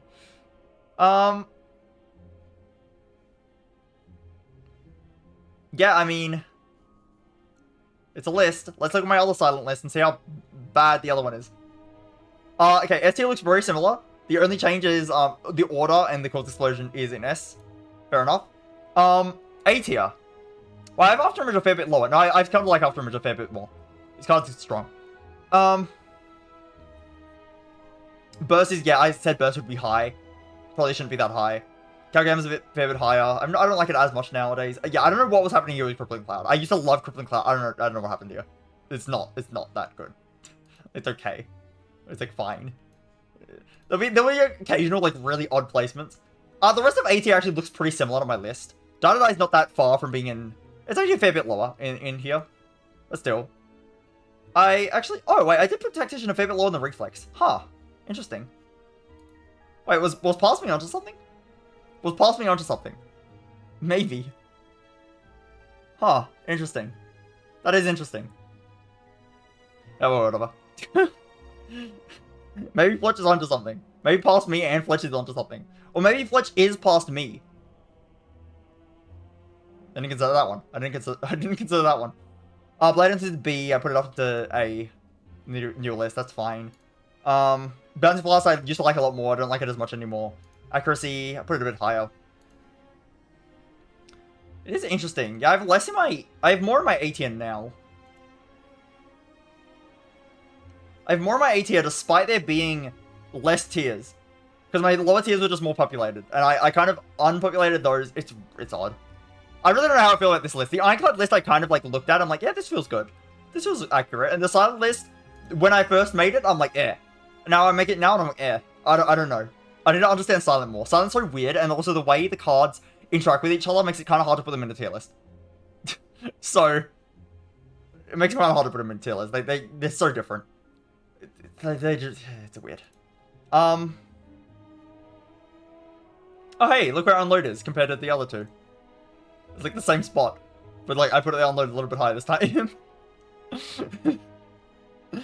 Glass Time's a lot lower. I do think it's actually just busted in Act 1. It's worth it just having Act 1 for damage. It's honestly good. Even for Act 2, it's good. Eviscerate. I put Noxious Fumes a fair bit lower, so I have a higher opinion of Noxious Fumes now. The Eviscerate, a bit higher on my old list. Tools of the Trade is like actually pretty similar. I don't know why Expertise is this high. Don't even ask. Blur actually got higher. Interesting. Nightmare's a lot lower than before. You know, I've learned how to use Nightmare. This is strong. Why is Caltrops in B? What the fuck? Overrating heart damage, probably. Prepared is a little bit low. Backstab is a bit low. Oh, Poison Dagger, Cloak And Dagger next to each other again. That's actually very funny. I like how that's the same. This is above the Deflect and the Dodge and Roll. I don't really agree, but sure. Finisher is kind of low. Endless Agony. Oh, Slice is... Wow, Slice is really low. Okay, that's wrong. That's not good. Yeah, no, wrong. Here's Masterful Stab. I definitely changed my mind to this card. Envenom opinion is raised. 1,000 Cards opinion is raised. It's like fine. Outmaneuver opinion is raised. Setup is like kind of the same. This is kind of the same. Bullet Time opinion is raised. Not that bad. Concentrate opinion is raised a lot. Imminent Blaze opinion is raised. Grand Finale opinion is raised slightly. Okay. I don't think this list is like awful, but you know. I think this list is awful, but it's something. It's like probably generally correct, right? It's like generally like kind of right. I feel like the A tier is like the pretty strong cards here. Maybe accuracy could go down, maybe, I don't know. Yeah, I don't know. B tier is just a bunch of damage like it was in the Ironclad list. There's a bunch of damage. Very weird. We had 7 S tier cards on Ironclad and only 5 on Silent. Because I did take out the Corpse Explosion. And I added 2 more on Ironclad. I added the Shockwave and the Reaper. Okay, that's it for me. That was a lot. I was not planning to do the Silent run, the Silent list today. I did 2 tier lists and they're both about like 3.5 hours each. Yeah, so I think the Ironclad one might be 4 hours, like a little bit closer to 4. That's a bit exhausting. I'll do the other tier list tomorrow. Yeah, it's actually, like, there's not actually that many differences between my old list and my current lists, but yeah, there's enough. There's enough. I will see how I feel. Like, I'll look back at these lists in, like, when I'm a bit better at A20, and I'll see if I still agree with stuff. But they're, like, fine. They're fine. These lists are probably, like, okay. I don't see anything, like, glaringly wrong with this. Like, it looks mostly fine. The strong cards are up at the top, and it gets weaker as it goes down. Like, it makes sense. It's fine. It's a fine list. Okay. Okay. I think this is fine. I think that's it for me. Yeah, that's a long stream. Is there anyone I want to raid? Is there anyone I want to raid? Let's look for a raid. No one I know is streaming. Is there anyone sliced by category?